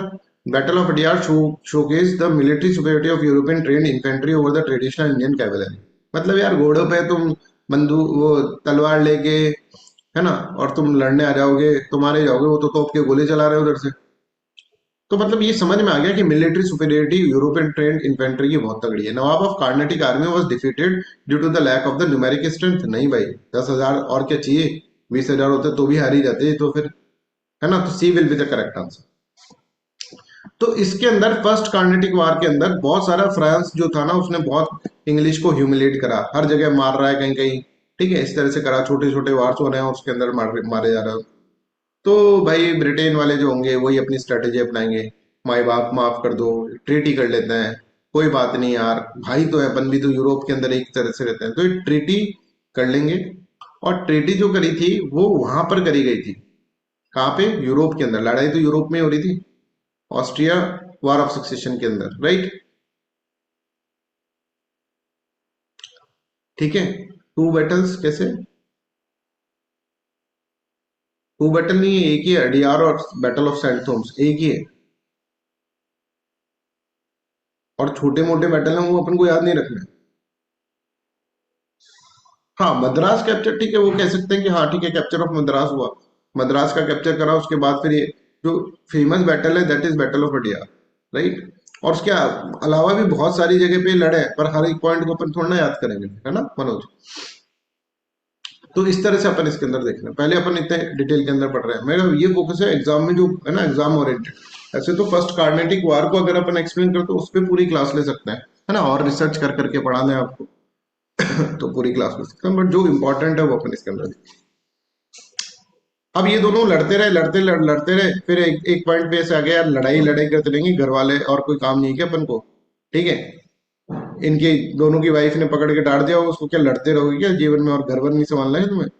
तो इन्होंने कहा ठीक है यार भाई, एक काम करते हैं, ट्रीटी कर लेते हैं, ऐसे तो खत्म नहीं हो रहा। तो ट्रीटी वहां पर हो रही है ना, यूरोप के अंदर। और यूरोप के अंदर ट्रीटी में एक पॉइंट है कि फ्रांस को, जो फ्रांस ने ब्रिटेन से मद्रास लिया था, वो मद्रास वापस लौटाना, और एक स्टेटस को, मतलब जो पहले वाली सिचुएशन थी ना वैसी सिचुएशन वापस आ जाएगी, वार से पहले वाली पोजीशन है वहीं पे दोनों चले जाए, ठीक है। तो यहाँ पे देखो, but neither of two could defeat other convincingly, war ended with the treaty in 1748, treaty of Aix-la-Chapelle. Aix-la-Chapelle का नाम भी आपको यूरोपियन ही नाम लग रहा है, ठीक है। तो ट्रीटी ऑफ एक्सले शेफल फ्रांस और इंग्लैंड के बीच में हुई थी, कहां पर, ब्रिटेन, यूरोप के अंदर, राइट। तो 1748 के अंदर treaty of Aix-la-Chapelle ended the war in the Europe, and this also restored the peace between the France and the England. Status को की सिचुएशन आ गई, जो पहले से था वो वैसे रहेगा। With this treaty Madras was restored to the English, English को वापस दे दिया मद्रास। पर आप यहाँ पे देखो कॉन्फिडेंस बूस्टअप किसका होगा, फ्रांस का। चलो ठीक है, ट्रीटी हो गई साइन, और सारा का सारा इसको दे दिया, ब्रिटेन को दे दिया वापस जो लिया था, पर कॉन्फिडेंस बूस्टअप किसका हुआ होगा, फ्रांस का कि ब्रिटेन का।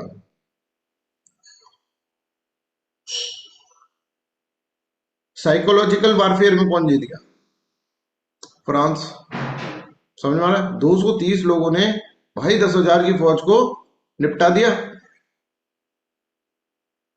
है ना, और हर जगह ह्यूमिलेट कर रहे हैं ब्रिटेन को ज्यादा कर। समझ में आ रहा है। तो यहां पर देखो कुछ एक्स्ट्रा चीजें इसके अंदर आपको जो समझनी है, ये The war began with the British fleet arrive Coromandel coast and they start capturing the French ships. ठीक है, French governor requested Nawab of Arcot and Murdikan for interference, but Nawab did not respond. French captured Madras, Madras capture कर लेंगे, and imprisoned the British company servants including the Robert Clive. Robert Clive को भी ये arrest कर लेंगे। To recapture Madras, Nawab of Arcot send the troops 10,000 versus 230, और इसके अंदर ये जीत किसकी होगी, नवाब ऑफ आर्कोट हार जाएगा और फ्रांस की जीत होगी, राइट। तो ये एक तरह से बूस्टअप है, डुप्ले जो है बिकम वेरी वेरी फेमस। बोले यार क्या लड़ा डुप्ले, मजा आ गया यार, 10,000 वर्सेस 230, ठीक है। तो this is all about the first Carnatic war. तो फर्स्ट कार्नेटिक वार का टाइम पीरियड कितना है, एनीबडी इन द क्लास।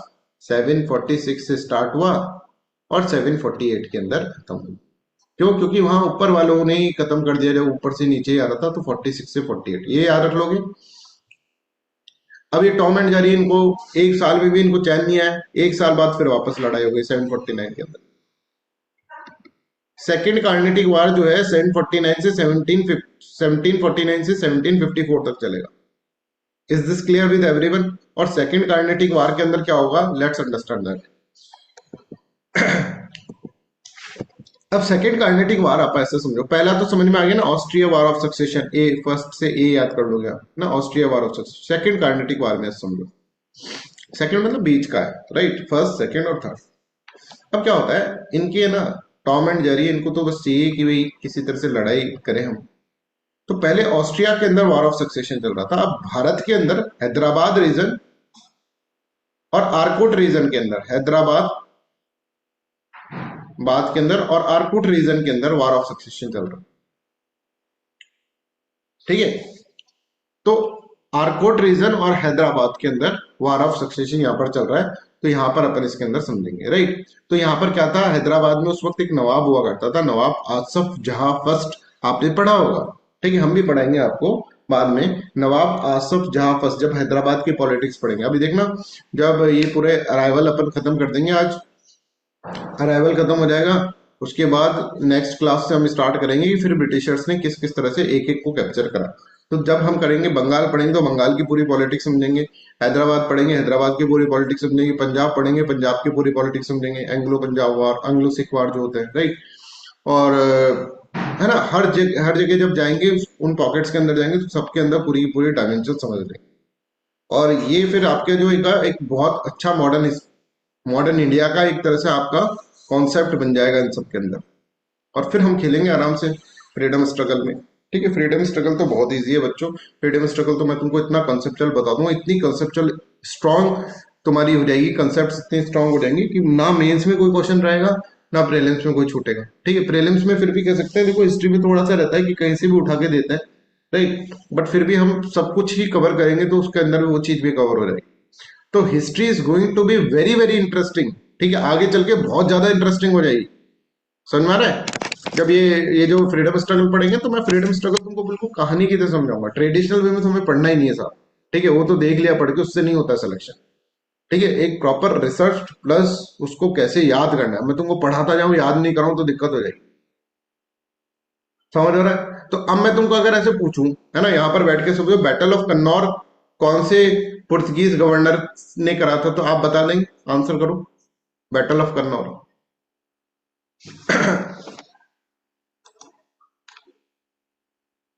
ठीक है, अब इतनी जल्दी आंसर कैसे आ गया? अगर मैं तुमको ट्रेडिशनल वे में पढ़ाता तो बैटल ऑफ कन्नौर तुम कोई भी आंसर नहीं कर पाते। समझ में आ रहा है? इतनी जल्दी आंसर कैसे कर दो? समझ में आ रहा है? मैं कहूँ ब्लू नेवी पॉलिसी किसने लगाई थी? तुमको पता है, अल्मेडा ने लगाई थी। फ्रैंक आदमी था, क्वेश्चन पूछते थे कौन सा कलर तेरे को पसंद है। बैटल ऑफ ड्यू किसने करा था? बैटल ऑफ ड्यू उसने करा था भाई, अल्मेडा ने। अब ये चीज तुम्हारा को पता नहीं है कि तुम्हारा इफर्ट कितना बच गया इसके अंदर। समझ में आया? इफर्ट इतना जो तुमने लगाया है, ठीक है, याद करने में आज तक, और बोले हो बस एक बार पढ़ना है और फिर याद करना है। तो believe me that what literally I am doing is that, ये देखो, ये आप, ठीक है, और ये मैं यहाँ पर ये स्पून है, ये स्पून फीडिंग हो रही है आपकी लिटरली। ठीक है, आपको सिर्फ क्लास अटेंड करना है और आपकी मॉडर्न हिस्ट्री कंप्लीट। नहीं, आपके भी इफर्ट, ऐसा नहीं कह रहा कि मैं आपके इफर्ट नहीं, बट इफर्ट आपके बड़े कम हो जाएंगे। पर क्लास तो अटेंड करो, शीट तो सॉल्व करो, वीकली टेस्ट तो दो रेगुलर। इतना ही करना है। और बच्चों को देखो कितना याद करना पड़ रहा है, क्या क्या नहीं करना पड़ रहा उनको। उनकी हालत देखो, तुमको बहुत ज्यादा कंफर्ट जोन में ले आया हूं मैं, क्योंकि यही इस बैच का सिग्निफिकेंस है। Please try to understand, this is the significance of this batch. But उसमें भी तुम्हारी मेहनत तो चाहिए होगी ना, जीभ तो बाहर निकालनी पड़ेगी स्पून डालने के लिए। मुंह ही नहीं खोलोगे तुम, साहब तुम मुंह नहीं खोलेंगे। अब करके दिखाओ स्पून फीडिंग, तो फिर मैं कुछ नहीं कर पाऊंगा। प्लीज ट्राई टू अंडरस्टैंड, मेहनत करनी है अब, और करनी ही पड़ेगी भाई। अब कब करोगे फिर? तो नहीं, जीवन में है ना, यही समय है मेहनत करने का, इसके अलावा समय ही नहीं है तुम्हारे पास। फिर कब करोगे? फिर करते रहना यार, उस वक्त मेहनत कर लेते हो जाता सिलेक्शन, है ना। बहुत दुख होता है, प्लीज बिलीव मी, है ना। मेहनत नहीं करोगे अभी और फिर अब तक का सिलेक्शन नहीं होगा, और तुमको ऐसा लगेगा, ऐसा फील आ गया ना यार मेरी मेहनत में कमी रह गई इसलिए नहीं हुआ सिलेक्शन। हाँ, ठीकरा फोड़ना फिर स्केप गोट तो किसी को भी दे सकते हो, है ना। स्केप गोट बलि का बकरा बनाने से कुछ काम नहीं होगा। सिलेक्शन तुम्हारा नहीं हुआ है, वो बलि का बकरा आराम से घूम रहा है कि उसने मेरे को नोट्स नहीं दिए, उसने गलत नोट्स दे दिए, इसने ये पढ़ा दिया, उसने वो पढ़ा दिया, ये कर दिया, वो कर दिया। ये सब तो हम जीवन भर कहते हैं। ठीक है, कि यार मेरा जब साथ देना था, जब तुमने साथ नहीं दिया। ये कहानियां है ना, ये मूवी वूवी वाली कहानियां जो चलती है, ब्रेकअप हो गया सर हमारा तो डिप्रेशन में आ गया, एंजाइटी में आ गया, ये सब होता रहेगा जीवन में। सर मेरे को तो है ना, पढ़ते पढ़ते है ना, हमेशा मैं कर लेता सिलेक्शन, थोड़ा सा सपोर्ट मिल जाता ना उसका। कोई नहीं है सपोर्ट करने वाला, सब सपोर्ट करेंगे after selection.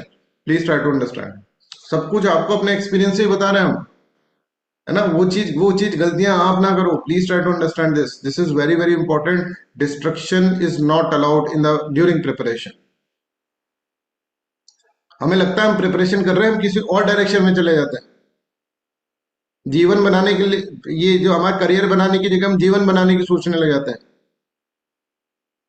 He is the right person for me, she is the right person for me, इसके बिना जीवन नहीं जिया जाता, ये नहीं होता, वो नहीं होता, ये सब चीजें छोड़ दो। मेरा दोस्त सेलेक्ट हो गया, मैं सेलेक्ट नहीं हुआ, मैं कब तक पढ़ता रहूंगा, ये करता रहूंगा, ये सोचने में बड़ा मजा आता है। This is the habit of the mind. ये सोचने में बड़ा मजा आएगा माइंड को, यार मजा आ रहा है, पढ़ना नहीं पड़ रहा ना, बस ये सोचते रहो, अरे राम मेरा क्या होगा, मैं तो कितने साल से प्रोफेसर हूँ, वो मेरा दोस्त इधर लग गया, अरे बाप रे उसने मेरे को धोखा दे दिया, इसने धोखा दे दिया, ये चाचा का लड़का इधर लग गया, मौसी का लड़का इधर लग गया। ये सब सोचना माइंड को बोले कि हाँ भाई यही सोचता रहे, कोई दिक्कत नहीं, कोई दिक्कत नहीं है, देखो माइंड को बहुत अच्छा लग रहा है, पर तुम्हारा करियर इसमें खराब हो रहा है। अभी मौका मिला है, एक अच्छा बैच मिला है आपको, एक अच्छा खासा कॉन्फिडेंस आ रहा है, इस मौके को मत छोड़ो प्लीज। बाकी पूरी जीवन पड़ा है ये सब करने के लिए। और ये सिलेक्शन हो गया, इस एग्जाम में सिलेक्शन हो गया ना, जानते नहीं हो क्या कर रहे हो अभी तुम, प्रिपरेशन किस एग्जाम की कर रहे हो, इस एग्जाम में सिलेक्शन हो गया ना, ये मौसी मौसा ये सब, ये फ्रेंड फ्रूंड ये सब तुम्हारे चरणों में होंगे। बिल्कुल लिटरल फैक्ट बता रहे हैं हम आपको। और उसके बाद तुम्हें ये चीजें, मतलब ये चीजें दूर दूर तक नहीं आएगी। आप कोई गलती भी कर देंगे, बिग मिस्टेक भी है ना, रिलेशनशिप्स और इन सब में, ठीक है, कोई रिलेटिव्स के साथ, तो भी वो तुम्हारे आगे हाथ जोड़ कर ही आएगा। एक ऐसी पावरफुल एग्जामिनेशन है, आना ही पड़ेगा उसको। समझ में आ रहा है? तो तुम ये जैसे नेवल कमांडर्स होते हैं, ये होते हैं इनके राजा महाराजाओं के, वैसा कुछ बनने वाले हो तो प्लीज, बहुत दिल से पढ़ा रहे हैं, दिल से पढ़ो, और बहुत ही मेहनत कर रहे हैं, आप भी मेहनत करो और इसमें सक्सेस लो। ठीक है, मुझे ये नहीं सुनना कि मेरे ऊपर जो कमेंट्स आते हैं, मेरे को उसको भी देखना है। ठीक है, कि एक बंदा सारे सब्जेक्ट पढ़ा रहा है, कैसे पढ़ लोगे, कैसे कर लोगे, तो ऐसे कर लेंगे, हम मेहनत करेंगे सब होगा। और मैं तुमको हर सब्जेक्ट पढ़ाता हूँ, उसके अंदर एक नया नया तरीका ढूंढ कर पढ़ाता हूँ, रिसर्च करके पढ़ाता हूँ। आपने ये सब चीजें और भी जगह पढ़ रखी होगी, पर इतना अच्छे से याद नहीं होगा आपको। मुझे आपका एग्जाम सेलेक्ट कराना आता है, तुम्हें करना पड़ेगा मेहनत, तब जाकर सेलेक्ट होगा। बस बस तुम्हें इस साल मेहनत करनी है, उसके बाद मत करना, कभी भी जीवन में मत करना, फिर तो सरकार तुमसे अपना आप करा लेगी। ठीक है, तो सेकंड कार्नेटिक वार हम समझ रहे हैं 749 से 1754 तक हुआ है, 1749 से 1754। अब यहाँ पर क्या होता है, देखो एक हैदराबाद रीजन, हम इसमें दो रीजन की बात करेंगे, सेकंड है ना, सेकंड सेकंड, तो इसको ऐसे याद रखना, नहीं तो कंफ्यूज हो जाओगे। हैदराबाद और आरकोट, दो दो जगह की लड़ाई है ना, घर के अंदर ये घरेलू लड़ाई हो रही है। हैदराबाद का नवाब जो था, है ना, निजाम हुआ करते हैं हैदराबाद में, निजाम आसिफ जहां फर्स्ट, ठीक है, मर जाएंगे, आसिफ जहां फर्स्ट मर जाएंगे। तो दो लोग होंगे, ठीक है, चाचा भतीजे, ठीक है, कुछ है इस तरह का, कोई याद नहीं करना है रिलेशनशिप इनका, मुजफ्फर जंग और नासिर जंग। इन दोनों बोले कि मुजफ्फर जंग बोलेगा मैं लड़ूंगा, नासिर जंग बोलेगा कि मैं बनूंगा। समझ में आ रहा है? अब ये तो मर गए, आसफ जहा, आसफ जहा की आत्मा रो रही है, देखो मेरे मरते ही लड़ने लग गए, अरे भाई मेरी अंतिम आत्मा को तो एक बार शांति मिल जाने देते। ठीक है, तो नासिर जंग और मुजफ्फर जंग, एनजेड और एमजेड ये लड़ेंगे। और नासिर जो है, ठीक है, नासिर जंग, ठीक है, इसको सपोर्ट करेंगे ब्रिटेन वाले, और एमजेड को सपोर्ट करेंगे फ्रांस वाले। आई hope this is clear. Hyderabad की कहानी समझ में आ गई। हैदराबाद में एमजेड और एनजेड है, एनजेड को सपोर्ट कर रहे हैं ब्रिटिश, और एमजेड को सपोर्ट कर रहे हैं फ्रेंच वाले। मुजफ्फर जंग, मुजफ्फर में देखो दो बार एफ आ गया ना, तो फ्रांस वाले बोल रहे हैं तो अपना ही आदमी है। मुजफ्फर जंग दो बार एफ आ गया, तो इसको अब ये भी पूछा जा सकता है एग्जाम के अंदर कि फ्रांस किसको सपोर्ट कर रहा था उस वक्त, फिर दीवारें ताकोगे तुम, तो अभी याद कर लो, मुजफ्फर में दो बार एफ आ रहा है, तो फ्रांस उसको सपोर्ट कर रहा है। और नासिर जंग, नासिर जंग बचा हुआ है, ठीक है, और आप देखेंगे ब्रिटेन वाले जो होते थे ना, पता है सबको सर की उपाधि देते थे, सर रॉबर्ट क्लाइव, है ना, सर सर की उपाधि, उसको सर की उपाधि तो इनको भी दी थी, रविन्द्रनाथ टैगोर और इनको, राइट। तो सर जो है नासिर, नासिर कौन सपोर्ट करेगा, Britain. I hope this is clear. तो सबसे पहला दो चीज है इसके अंदर, हैदराबाद और आरकोट, क्योंकि सेकंड वार है, कार्नेटिक वार, तो हैदराबाद के अंदर दो जने हैं जो लड़ रहे हैं कि मैं बैठूंगा सिंहासन पे, एमजेड और NZ. Muzaffar is there with the France, और Nasir is there with the Britain. देखो कुछ इस तरह से निजाम ऑफ हैदराबाद था, आसफ जाफर मर गया बेचारा, मरते ही दोनों लड़ने के लगे, मुजफ्फर जंग वर्सेस नासिर जंग। और नासिर जंग को सपोर्ट कर रहा है अपने कैप्टन रसल, ठीक है, मतलब ब्रिटेन सपोर्ट कर रहा है इसको, और उसको सपोर्ट क्यों करेंगे इसके अंदर। I hope this is clear to everyone, है ना। अब हम जाते हैं आरकोट वार। आरकोट के अंदर भी जो राजा था अनवरुद्दीन खान, वो मर गया था। अनवरुद्दीन खान का बेटा है मोहम्मद अली, ठीक है, और चंदा साहिब भी कोई इनका रिलेटिव है, चंदा साहिब। अब चंदा नागौर किसके अंदर था? चंदा नागौर किसकी कैपिटल वो थी, सेटलमेंट थे, बताओ जल्दी से।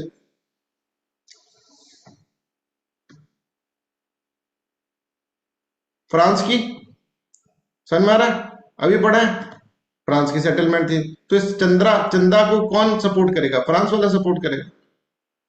और मोहम्मद अली जिन्ना याद कर लो, वैसे ब्रिटेन सपोर्ट करेगा उसको। ठीक है, एक ही याद करना है, दूसरे को तो नासिर को कौन सपोर्ट कर रहा है? ब्रिटेन। और यहाँ पे मोहम्मद अली को कौन सपोर्ट कर रहा है? ब्रिटेन। और चंदा साहिब को फ्रांस। और वहां पर एफ आ रहा था मुजफ्फर फर फ्रांस, ऐसे याद रखना होता है इसको। तो ये देखो, एनजेड को ये सपोर्ट कर रहा है, मुजफ्फर जंग को वो करेगा। और ये अब ये एमए को सपोर्ट कर रहा है, मोहम्मद अली को। और चंदा साहिब को कौन करेगा? फ्रांस करेगा। तो यहाँ पर देख लो भाई, हैदराबाद के अंदर निजामशिप डिस्प्यूट चला, आसिफ जहां फर्स्ट मर गए। तो नासिर जंग और मुजफ्फर जंग वाज, क्योंकि इसमें एफ आ रहा है तो ये फ्रांस सपोर्ट कर रहा है। और नवाबशिप डिस्प्यूट यहाँ पर हो गया, कार्नेटिक के अंदर नवाब। तो क्लेमेंट ए अनवरुद्दीन खान, जो कि बाद में मर जाते हैं, ठीक है, उसके बाद मोहम्मद अली यहाँ पर होंगे, राइट। और बीच होंगे चंद्रा साहिब, ठीक है, supported by the France. I hope this is clear to everyone. Anwaruddin Khan मर जाएंगे, ठीक है, उसके बाद यहाँ पर फिर इनके मोहम्मद अली आएंगे। तो मोहम्मद अली, फाइनली मोहम्मद अली और चंद्रा साहिब आपको इसके अंदर समझना है, ठीक है। तो यहाँ पे देखो, on the other hand British place support to the Nasir Jung for the Hyderabad and Anwaruddin Khan for the Arcot, ठीक है। अब यहाँ पर देखो निजाम ऑफ, अब क्या होता है, अब चाले चलेंगे, ठीक है। अब हम पहले हैदराबाद के बारे में पढ़ते हैं। ये आसफ जाह फर्स्ट मर गए थे, ठीक है। और Dupleix pledge the support to the Muzaffar Jung, क्योंकि तेरे में एफ आ रहा है, और हैदराबाद, ठीक है। अब दूसरा जो था इसमें कौन था? नासिर जंग था, ठीक है। अब देखो क्या होता है। अब एक बार हम हैदराबाद के अंदर तो ये चल रहा है, ठीक है। आरकोट के अंदर क्या चल रहा था? आरकोट के अंदर देखो, France killed Nawab Anwaruddin of Arcot and his son Mohammad Ali fled to the Trichinopoly, ठीक, त्रिचुनोपल्ली, ठीक है, that is known as battle of Ambur. Chanda Sahib was installed as the Nawab of, आगे यहाँ पर चंदा साहिब वर्सेस मोहम्मद अली, ये समझ में? आरकुट में ये चल रहा है। The France killed the Nasir Jung, और नासिर जंग जो था ना, कहाँ का? हैदराबाद वाला, उसको ये मार देंगे। तो मतलब फ्रांस ने, अब देखो, अब यहाँ पर देखो, ये हैदराबाद हम लिख रहे हैं। क्या लिखूं मैं यहाँ पर? कौन कौन हैदराबाद में लड़ रहे हैं वर्सेस में? जल्दी बताओ।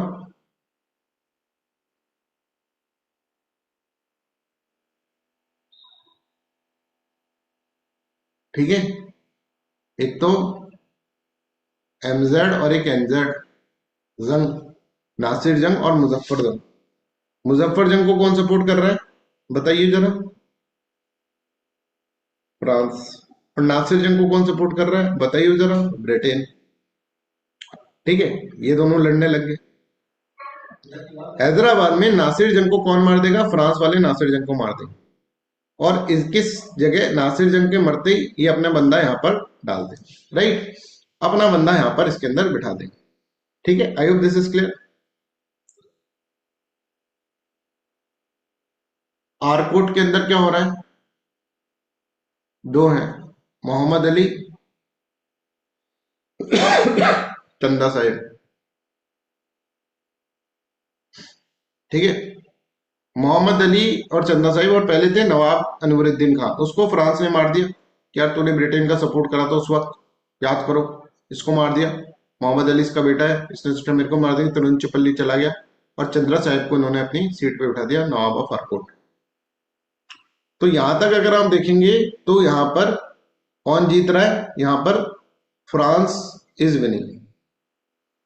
बताओ, यहां तक सबको क्लियर है? ठीक है, ऐसा कुछ होगा। तो यहाँ पर देखो, France killed the Anwaruddin Khan of the Arcot and his son Mohammad Ali fled to the Tiruchirappalli. Chanda Sahib was installed as the Nawab of Carnatic, और उधर नासिर जंग को भी ये मार दिया। तो अब सीट खाली हो गई, सीट के अंदर इस तरह से। अब सीट पे कौन कौन बैठा है यहाँ पे?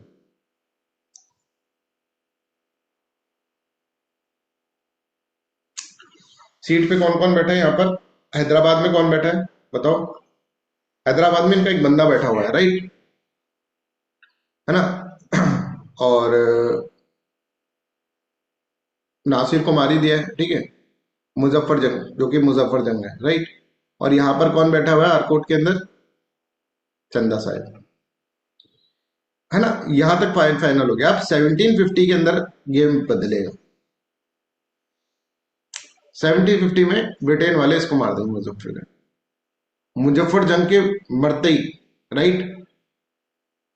फ्रांस एक और चाल चल देगा कि यहाँ पे सलाबत जंग नाम का एक बंदा है, उसको बिठा देगा।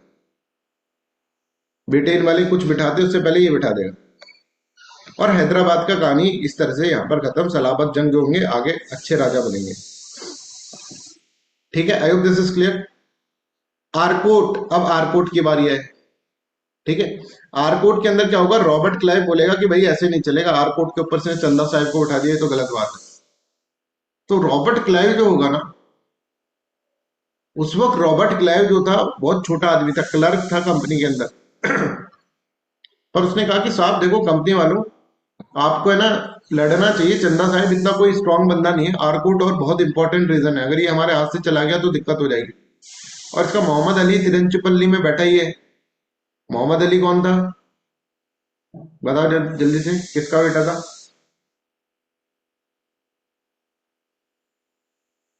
है ना, अनवरुद्दीन खान का। सब याद है ना भाई, सब कुछ रिवाइज। रायता फैला रहे हैं अभी, फिर रायता समेट भी लेंगे, don't worry. Mohammad Ali phone कर करके बोल रहा है रॉबर्ट क्लाइव भाई कुछ करवा दे यार। रॉबर्ट क्लाइव ने कहा ठीक है मैं बात करता हूँ। एक क्लर्क था पर इसने सजेशन दिया कंपनी को और कंपनी ने इसका सजेशन मान लिया, ठीक है। बाद में ये बहुत बड़ा आदमी बन जाएगा रॉबर्ट क्लाइव। कंपनी ने सजेशन मान लिया और फिर इन्होंने आरकोट के ऊपर अटैक कर दिया, चंदा साहिब को हटा दिया और चंदा साहिब के ऊपर यहाँ पर अपना मोहम्मद अली आकर यहाँ पर बैठ गया। Was made the Nawab of Arcot. I hope this is clear. तो वापस से ब्रिटेन ने इस तरह से जीत ली। अब इन्होंने यहाँ पर हैदराबाद के अंदर कौन बैठा है? हैदराबाद के अंदर फ्रांस का बंदा सलाबत जंग बैठा है और आरकोट में कौन बैठा है? मोहम्मद अली बैठा है। और बहुत खून खराबा बीच में हो चुका है, ये आप इसके अंदर समझ चुके हैं।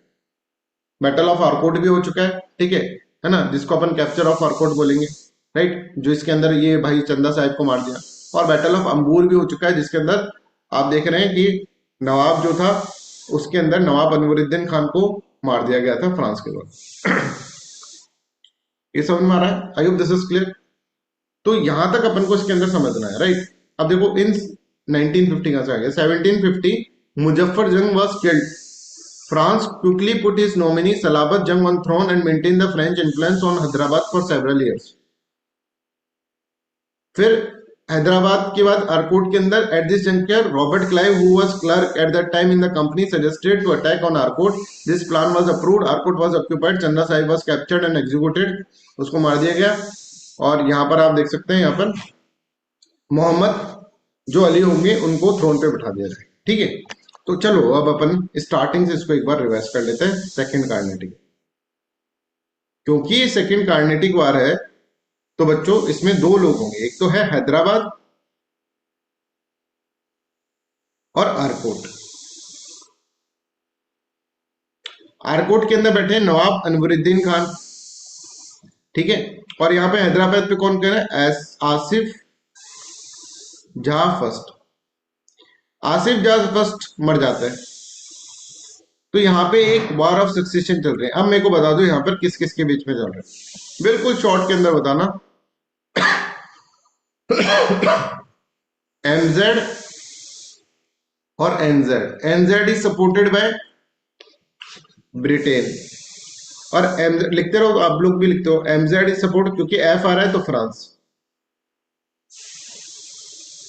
ठीक है। फिर किसका मरना होता है? मरेगा कौन? अब फ्रांस कौन मरेगा? अब यहां पर एनजेड मर जाएगा। फ्रांस वाले एनजेड को मारते हैं और एमजेड बना रह जाएगा। फिर कौन मरेगा? यहाँ पर एमजेड मर जाएगा और इसकी जगह जैसे ही मरेगा ना, फ्रांस छोड़ेगा नहीं इस जगह को, ठीक है। और फ्रांस यहाँ पे अपना सलाबत जंग को बिठा देगा। सलाबत जंग अच्छा रूलर था, 3-4 साल 5 साल उसको आराम से सेवा करेगा फ्रांस की। तो हैदराबाद का काम यहाँ पर खत्म है। ये हमें रायता समेटने वाली काम कर। आरकोट के अंदर देखो अनवरुद्दीन खान है, इससे बदला लेना था फ्रांस को, क्योंकि 10,000 की फौज लगे खड़ी कर दी थी, याद करो अनवरुद्दीन खान ने। वहां पे भी मारा था, फिर इसको पूरा ही मार देंगे। यहाँ पर मारते मोहम्मद अली सोचा कि भैया मैं भी मरा अब तो पिता की अर्थी को आग देने की बजाय तिरुचिरापल्ली चला गया। और यहां पर जो होगा दूसरा है चंदा साहिब। ठीक है, I hope this is clear. अब चंदा साहिब जो था इसने फ्रांस इसके अंदर यहां पर कैप्चर कर लिया। अब क्या होगा, चंदा साहिब को मार दिया जाएगा ब्रिटेन के द्वारा, ठीक है, रॉबर्ट क्लाइव के एडवाइस पर। और चंदा साहिब के मारने के बाद मोहम्मद अली जो होगा तिरुचिरापल्ली से लौट कर आएगा और वो रूल करेगा। यहां तक सबको क्लियर है? ठीक है, ये हमको इसी तरह से, मतलब ये हम डिटेल में पढ़ रहे हैं बहुत, बट इसमें से कोई भी क्वेश्चन आएगा तो हम इसके अंदर कर पाएंगे।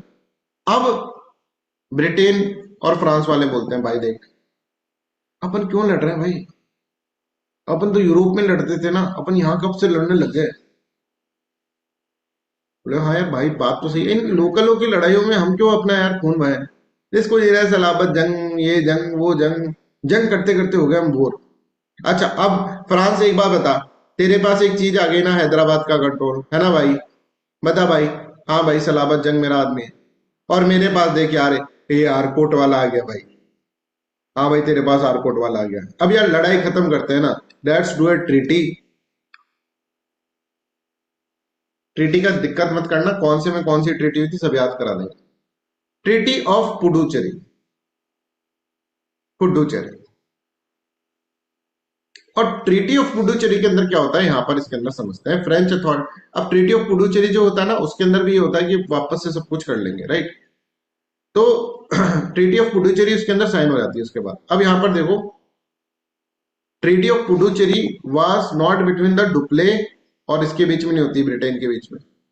डुप्ले को हटाते हैं और डुप्ले की जगह कोई दूसरा गवर्नर आता है और that is also important, important. गोडी ह्यू ये गवर्नर आता है, डुप्ले को हटा दिया जाता है। डुप्ले को बोला है भाई तू बहुत लड़ाई करता है, बहुत पैसा खर्च कर रहा है तू, और डुप्ले के अंदर बहुत कमजोरियां भी थी, ठीक है। डुप्ले पर्सनैलिटी बहुत अच्छा था, दिमाग तेज चला देता था, पर मैन ऑफ एक्शन नहीं था। तो गुडेयू का पास आता है, गुडेयू को ये बोलकर जाता है कि ब्रिटेन से यार तुम वहां पर लड़ाई चल रही है, वो लड़ाई रुकाओ। डुप्ले तो रोकने को राजी नहीं था। तो ये आता है और इन दोनों के बीच में और ब्रिटेन के बीच में एक तरह से यहाँ पर लड़ाई शांत होती है और ट्रीटी ऑफ पुडुचेरी यहाँ पर साइन होती है, ठीक है। तो यहाँ पे देखो, French authority annoyed at the heavy financial losses at Dupleix policy involve decided to recall him in 1754.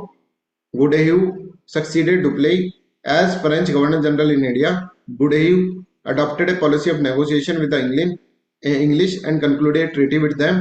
The English and the French agreed not to interfere in the quarrels of the native princes. बोले native princes के quarrels में हम आगे से नहीं लड़ेंगे, हमारी लड़ाइयाँ कम है क्या, हमको कोई बहाना ही चाहिए होता है लड़ाई का, हम लड़ने लग जाते। Is this clear with everyone? तो ट्रीटी ऑफ पुडुचेरी भी अपन ने सुनी। अभी बस याद रखो कि हुआ क्या है, ठीक है। ये सब कुछ मैं तुमको लर्न करा दूंगा, बिल्कुल ऑन द टिप्स होंगे तुम्हारे, नॉट वरी। अब देखो थर्ड कार्नेटिक वॉर 1756 से लेकर 1763 तक चलेगा थर्ड कार्नेटिक वॉर। अब 1754 फिर इनकी इच्छा होगी, 1754 में वो ट्रीटी हुई थी, ट्रीटी ऑफ पुडुचेरी। उसके बाद फिर 2 साल बाद, पहले 1 साल बाद हो गया था, अब 2 साल बाद फिर लड़ते हैं यार। और थर्ड कार्नेटिक वार एक्चुअली क्या है, थर्ड कार्नेटिक वार अगर हम देखेंगे तो 1756 के अंदर स्टार्ट हो रहा है और 1763 के अंदर खत्म हो रहा है। कितने साल है यहाँ पर देखो, गिनो साल 7 ईयर। एक्चुअली में क्या हो रहा है पता है, 7 साल का एक वार हुआ है, अगर आपने सुना होगा तो 7 year war between the Britain and the France in the Europe में चल रहा है।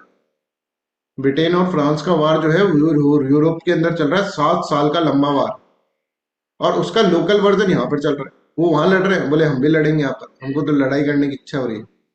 तो ये जो ब्रिटेन और फ्रांस के बीच में 7 साल का लंबा वार चला था, ठीक है, फेमसली नोन है 7 year war in world history, उसका ही एक लोकल वर्जन यहाँ पर देखने को मिलता है इंडिया के अंदर। सेम को टर्मिनस है ये, ठीक है, 3 ईयर वार का को टर्मिनस।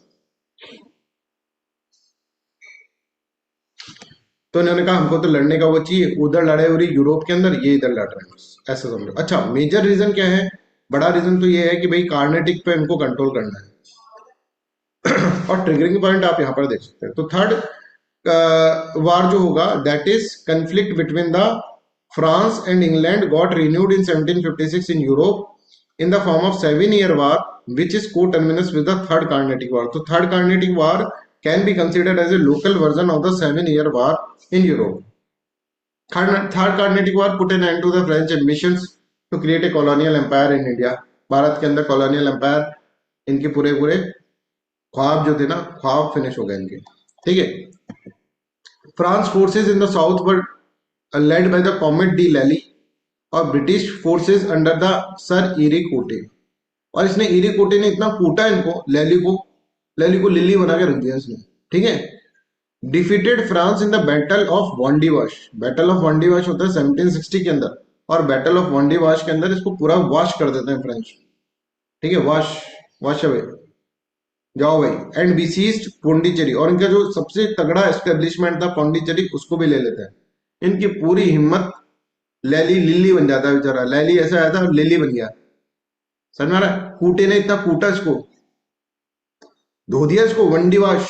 वंडीवाश मतलब धो दिया बुरी तरह से, और पौंडीचेरी भी इससे ले लिया। After Wandiwash the French capital Pondicherry fell into the British in 1761। बोले ले भाई अब बता क्या करें। और when the 7 year war ended with the war concluded with the signing of the 1763 Treaty of Paris, और लास्ट के अंदर ट्रीटी ऑफ पेरिस यहां पर साइन हुई।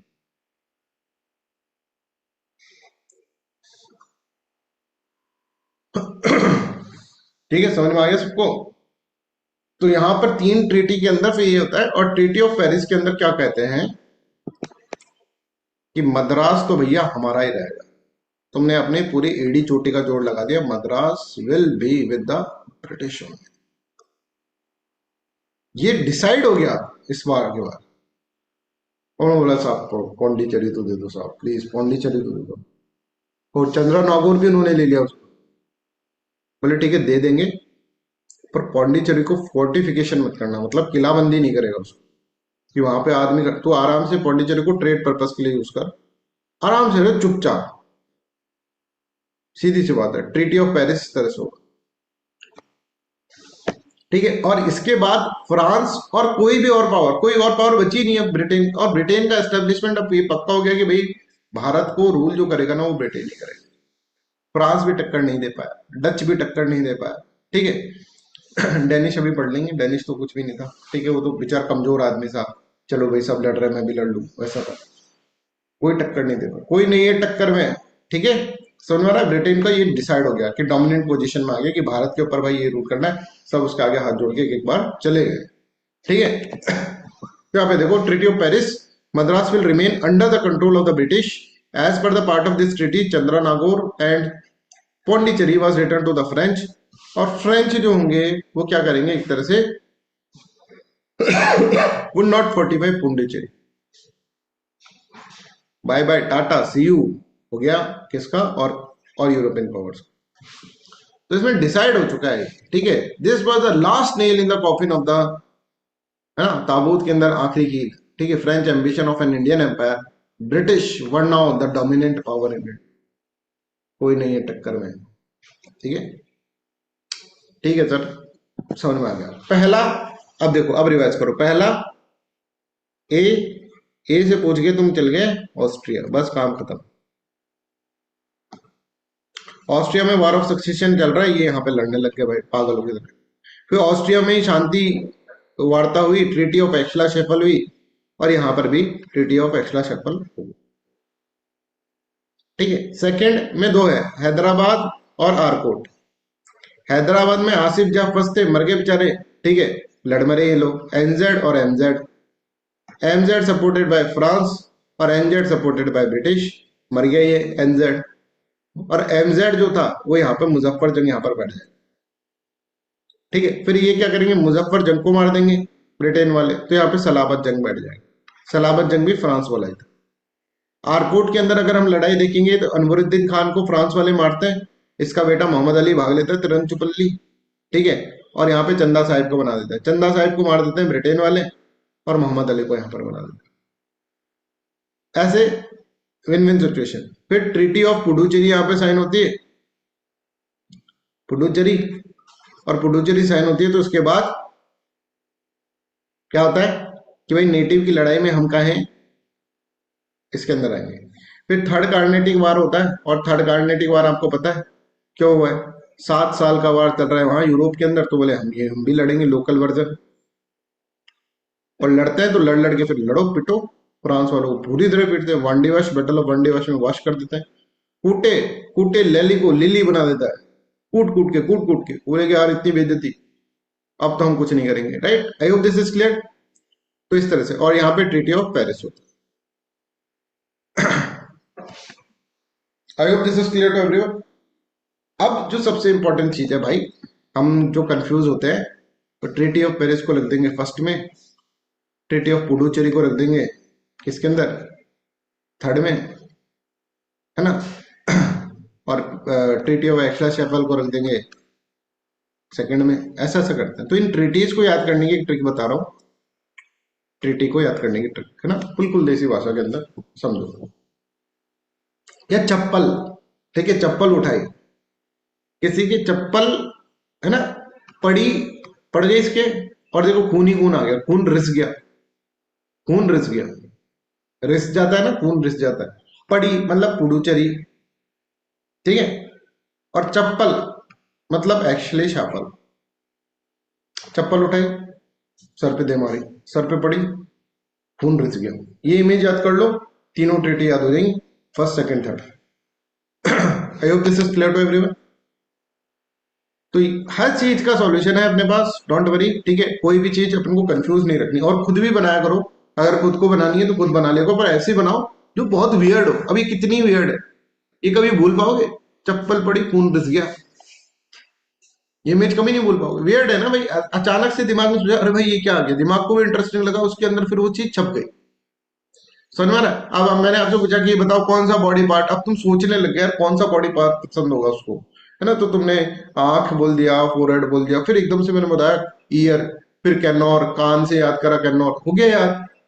दिमाग का एकदम से फोकस हुआ, और तुम्हारा दिमाग बड़ा बड़ा ही मिरेकललेस चीज है दिमाग। दिमाग का फोकस जहां जाएगा ना, वहां का काम हो ही जाएगा। फोकस करना है वो सबको, वो हम करवाई देते हैं आपको, ठीक है। तो चप्पल पड़ी और उससे खून रिस गया, ठीक है। चलो आप क्वेश्चन कर लो इनके ऊपर।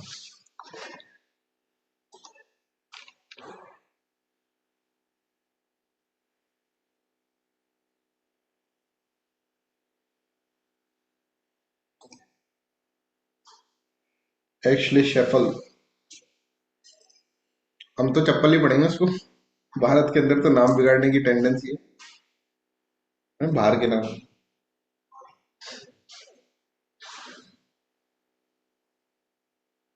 अच्छा ये बताओ, इंडिया और चाइना के बीच में जो लाइन है उसका नाम क्या है?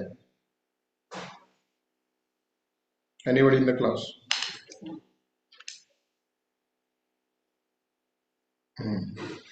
ये जो तुम मोहन लिख रहे हो ना, मोहन नहीं है वो, मैक मोहन। मोहन बना दिया हमने, बनाया उसको मोहन, वो तो माहौन था भाई, वो आया तो माहौन था, बना दिया हमने मोहन। समझ रहे हैं? तो जब माहौन को मोहन बना सकते हो, समझा ना, तो ऐसा कर सकते हैं। तो हम एक्चुअली शेफल को तो चप्पल तो बना ही सकते हैं, ठीक है?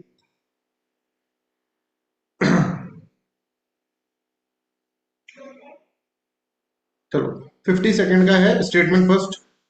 The first Carnatic War was direct extension of the War of Austrian Succession in the Europe. That is correct. Hostility between France and Europe compelled their East India companies to fight for the control. Okay, A will be the correct answer. ठीक है, 53rd करो।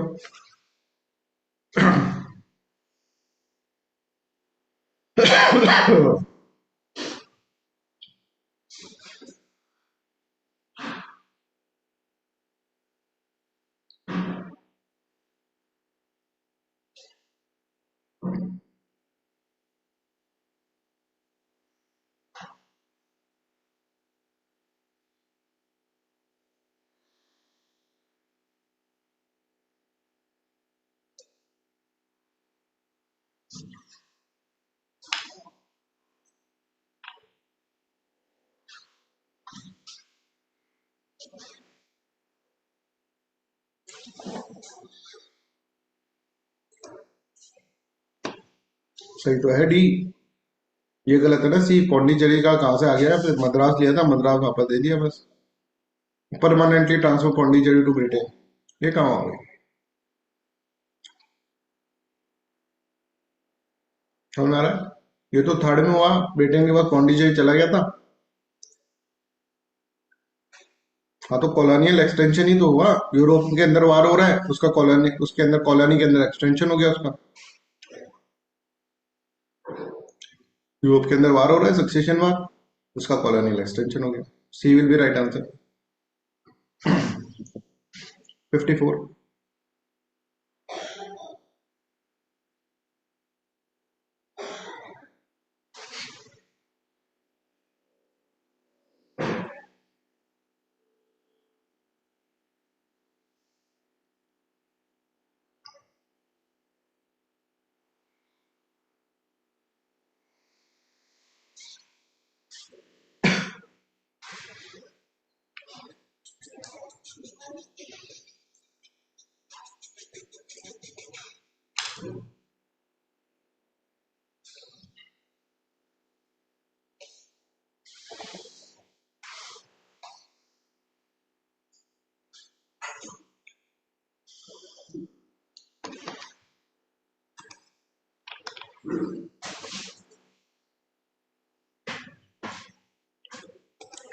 54th का B is correct. इतना time क्यों लग रहा है भाई? Nawab of Karnataka successfully regain control of Madras from the France. अरे भाई बुरी तरह से मारा था, 10,000 वर्सेस 230।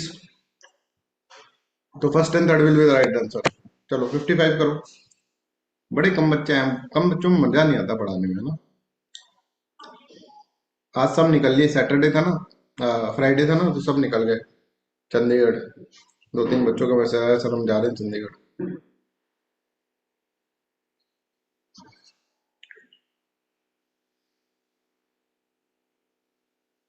ठीक है, चप्पल पड़ी, राइट? तो चप्पल पड़ी तो ये आ ही जाएगा। तो फर्स्ट कार्नेटिक वार के अंदर ट्रीटी ऑफ शेष, सेकेंड कार्नेटिक वार के अंदर अगर हम देखेंगे तो सेकेंड कार्नेटिक वॉर के अंदर ट्रीटी ऑफ मद्रास, मद्रास भी ट्रीटी हुई थी उसके अंदर, नहीं?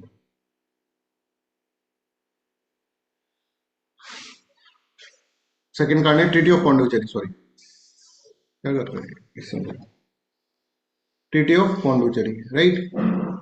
फर्स्ट मैसूर वार के अंदर treaty of Madras was there. ठीक है, थर्ड कर्नाटिक वार के अंदर बैटल ऑफ बंडीवर्स। ठीक है, तो अब ये नहीं पता था हमें इसके अंदर, पर फिर भी हम लगा सकते हैं ना, ये तीन पता है। ये भी पता चलेगा जब मैसूर वार पढ़ेंगे ऑब्वियसली। 56 करो।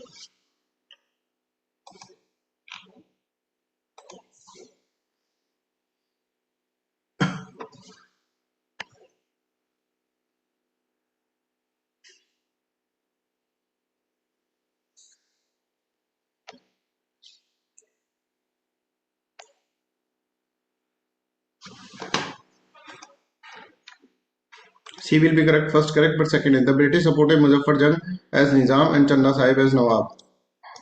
ऐसे क्वेश्चन आ जाएंगे, बहुत हार्ड क्वेश्चन है, आपको इजी लग रहे हैं क्योंकि हम इसको याद कर चुके हैं। ये बच्चे पढ़ते हैं भूलते हैं।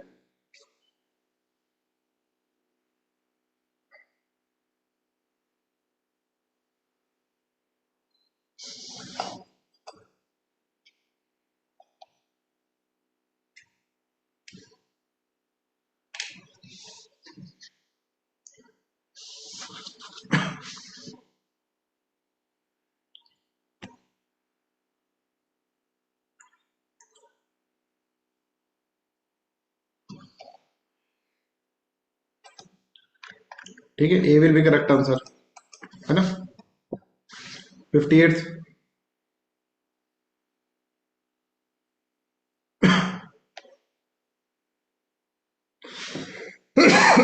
सॉरी,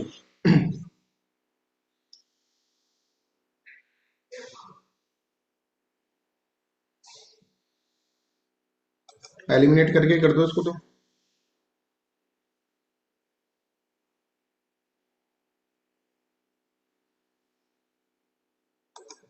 58th का बी, इट शोर that the Indian succession politics could be manipulated by the European trading companies. ठीक है, ये करो,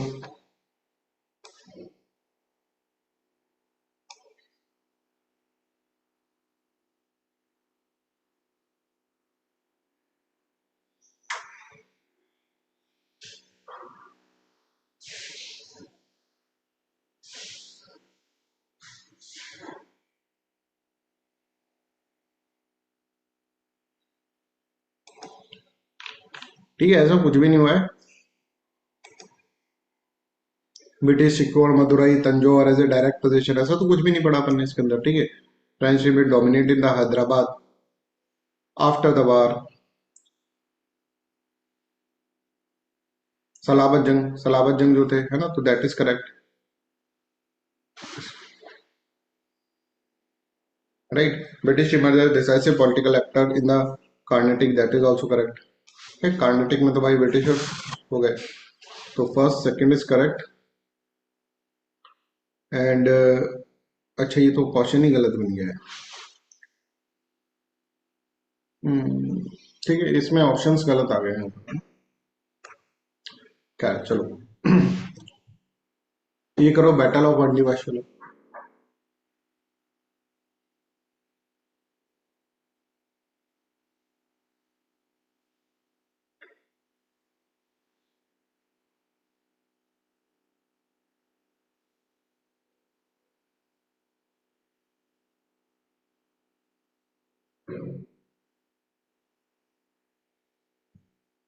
ठीक है, इजी है, तो A will be right answer, both correct. Second explain first. हाँ, A will be correct answer है। अभी बताएंगे फ्रांस डिफीट का क्या कारण था, फ्रांस क्यों, डिक्लाइन ऑफ फ्रांस का क्या कारण था। तो एक ये भी था कि कंपेयर टू द ब्रिटेन, ठीक है, they have a less naval support, ठीक है, कंपेयर टू द ब्रिटेन। तो A will be the correct answer, इसका ए करेक्ट आंसर होगा ना, सी नहीं होगा। अभी बताएंगे, अभी पहले आ गया क्वेश्चन। 61st करो।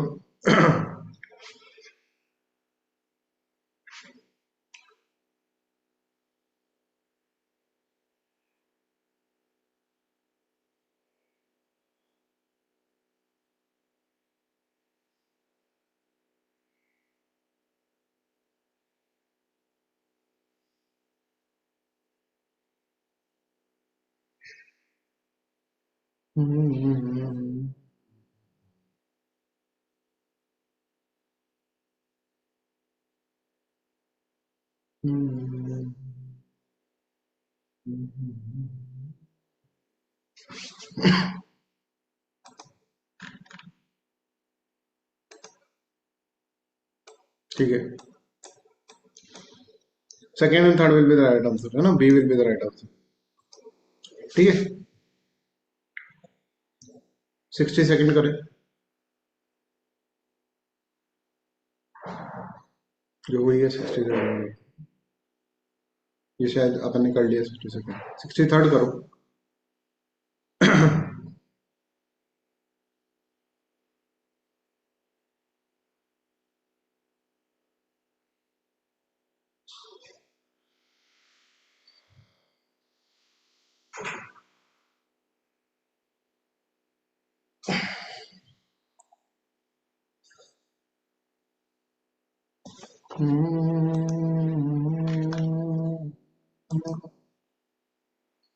C will be correct answer, both first और सेकंड, है ना। समझ में आ रहा है, इस तरह के क्वेश्चन पूछे जैसे। अब हम डुप्ले के बारे में थोड़ा पढ़ लेते हैं। डुप्ले नाम का करेक्टर है ना, that is very interesting character, that's why इस पे क्वेश्चन पूछे जा सकते हैं, और डुप्ले का एक मेंस में क्वेश्चन आ गया था। ठीक है, जस्ट अ मिनट, एक मिनट दीजिए।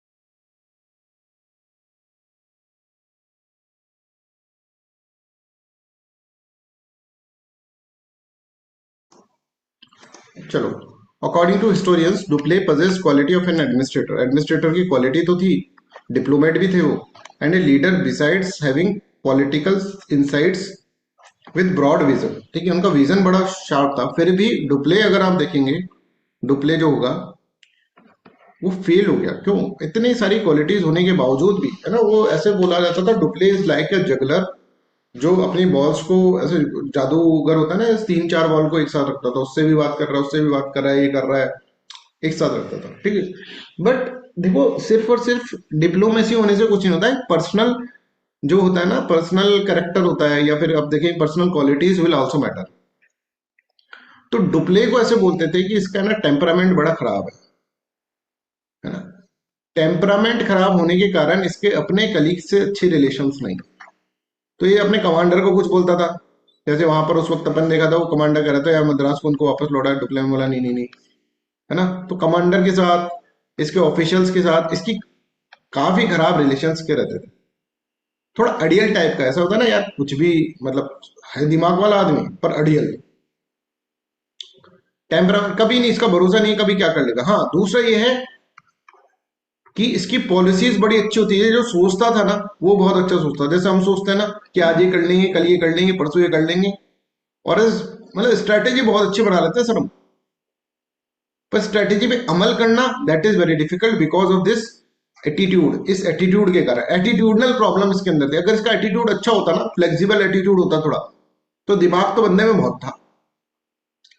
तो हिस्टोरियंस ने कहा यार इतना तगड़ा डिप्लोमेट है ना, डिप्लोमेसी के अंदर रखता था ये अपने आप को, और एक अच्छा लीडर भी था ये, but due to his attitude ना, इसका टेम्परामेंट के कारण दिक्कत होती। लोग कहते थे बड़ा ही ऑटोक्रेटिक है यार, पता नहीं क्या समझता अपने आप। ठीक है, बट सोच जो थी इसकी बड़ी शार्प सोच थी। अच्छा, दूसरा ये है, ये कभी लड़ाई करने नहीं जाता था। अब जैसे रॉबर्ट क्लाइव है, रॉबर्ट क्लाइव खुद घोड़े पे बैठ के निकल दिए भैया, उसके पीछे सैनिक आ रहे हैं, सैनिक ने कहा भाई हमारा सम्राट आगे चल रहा है, हम पीछे चल रहे हैं। रॉबर्ट क्लाइव की तरह से नहीं लड़ता था ये पीछे रहता था, भाई तुम लड़ो, मैं तुमको स्ट्रेटेजी स्ट्रेटेजी बना दूंगा, ऐसे ऐसे कर। तो he was not the man of action, man of action नहीं था वो। प्लानिंग में कर दूंगा, ये कर दूंगा, ये सब चीजें, कोई इधर से तुम जाना, इधर से तुम जाना, उधर से तुम जाना, मैं बैठा रहूंगा एसी के कमरे में आराम से, देखता रहूंगा, कैमरे लगा रखे हैं मैंने, कौन क्या चल रहा है, इस तरह से। ठीक है, जो आप देखेंगे तिरुचिरापल्ली वाला जो था ना, वहां पर इन्होंने अटैक करा था कि मोहम्मद अली को मारने के लिए। और मोहम्मद अली को ऐसे उसने पूरा वो बनाया था, एक पूरा का पूरा, कि मोहम्मद अली को ऐसे हम घेर लेंगे, ब्रिटिशर्स की सप्लाई कट करेंगे, और फिर उसके सारे पोस्ट को हम ले लेंगे, और इस तरह से उसको सरेंडर करने के लिए हम उसको कहेंगे कि सरेंडर कर। पर ये प्लान जो था, प्लानिंग पेपर में बड़ी सॉलिड लग रही थी, करा ही नहीं इसने कभी, मेटरलाइज ही नहीं हुआ। क्यों? एक तो इसके लोग थे, वो कहने लग गए कि साहब ये पागल हो गया ये, ठीक है, कुछ भी बोले जा रहा है। अच्छा कॉन्फिडेंस बिल्डिंग नहीं है दोनों के बीच में, ठीक है, ऑफिशियल्स के बीच में, इसके बीच में। थोड़े अड़ियल स्वभाव के हैं साहब, बॉस हमारा, अरे वो अड़ियल स्वभाव का है। मेरे को कल बोला उसने, वहां पे जाके युद्ध कर ले, मैं जाके कॉफी पी के आ गया आराम से।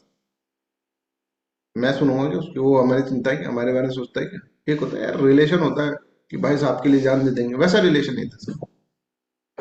तो देखो, historian Dupleix possess quality of an administrator, diplomat and a leader beside having political insight with broad vision, but still he failed.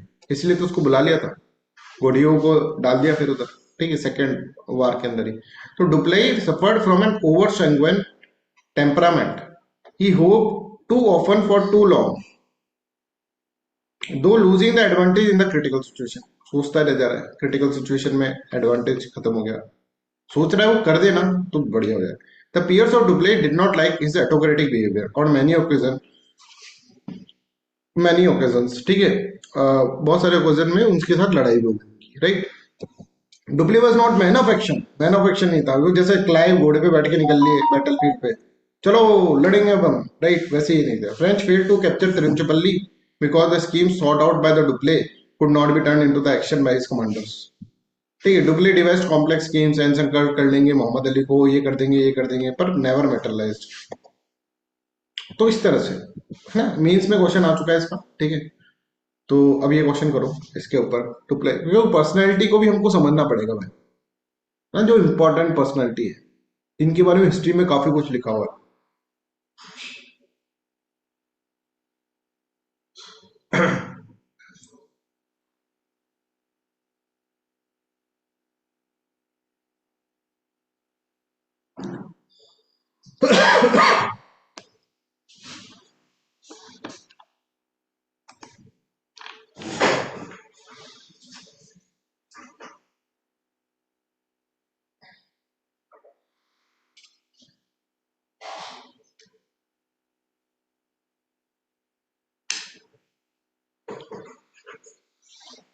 देखो, he personally led most of the battle, major battle, ये तो गलती हो गई, कुछ नहीं लड़ता था, लीडिंग टू टैक्टिकल एरर्स, नहीं लड़ता ही नहीं था ये, पर्सनली कहाँ लेड करता था, ये तो बोलता था सेनापति तुम जाओ तुम जाओ। तो ये थर्ड ऑप्शन तो गलत हो गया, थर्ड ऑप्शन गलत होती है, तीनों गलत हो गए, तो first second fourth he relied heavily on the Indian allies without ensuring French military self reliance. ठीक है, जगलर था एक तरह से, सबके साथ करता रहता था कि ये मेरा दोस्त हो जाएगा, ये दोस्त हो जाएगा, ये दोस्त हो, बनाता था, डिप्लोमेसी अच्छी थी इसकी।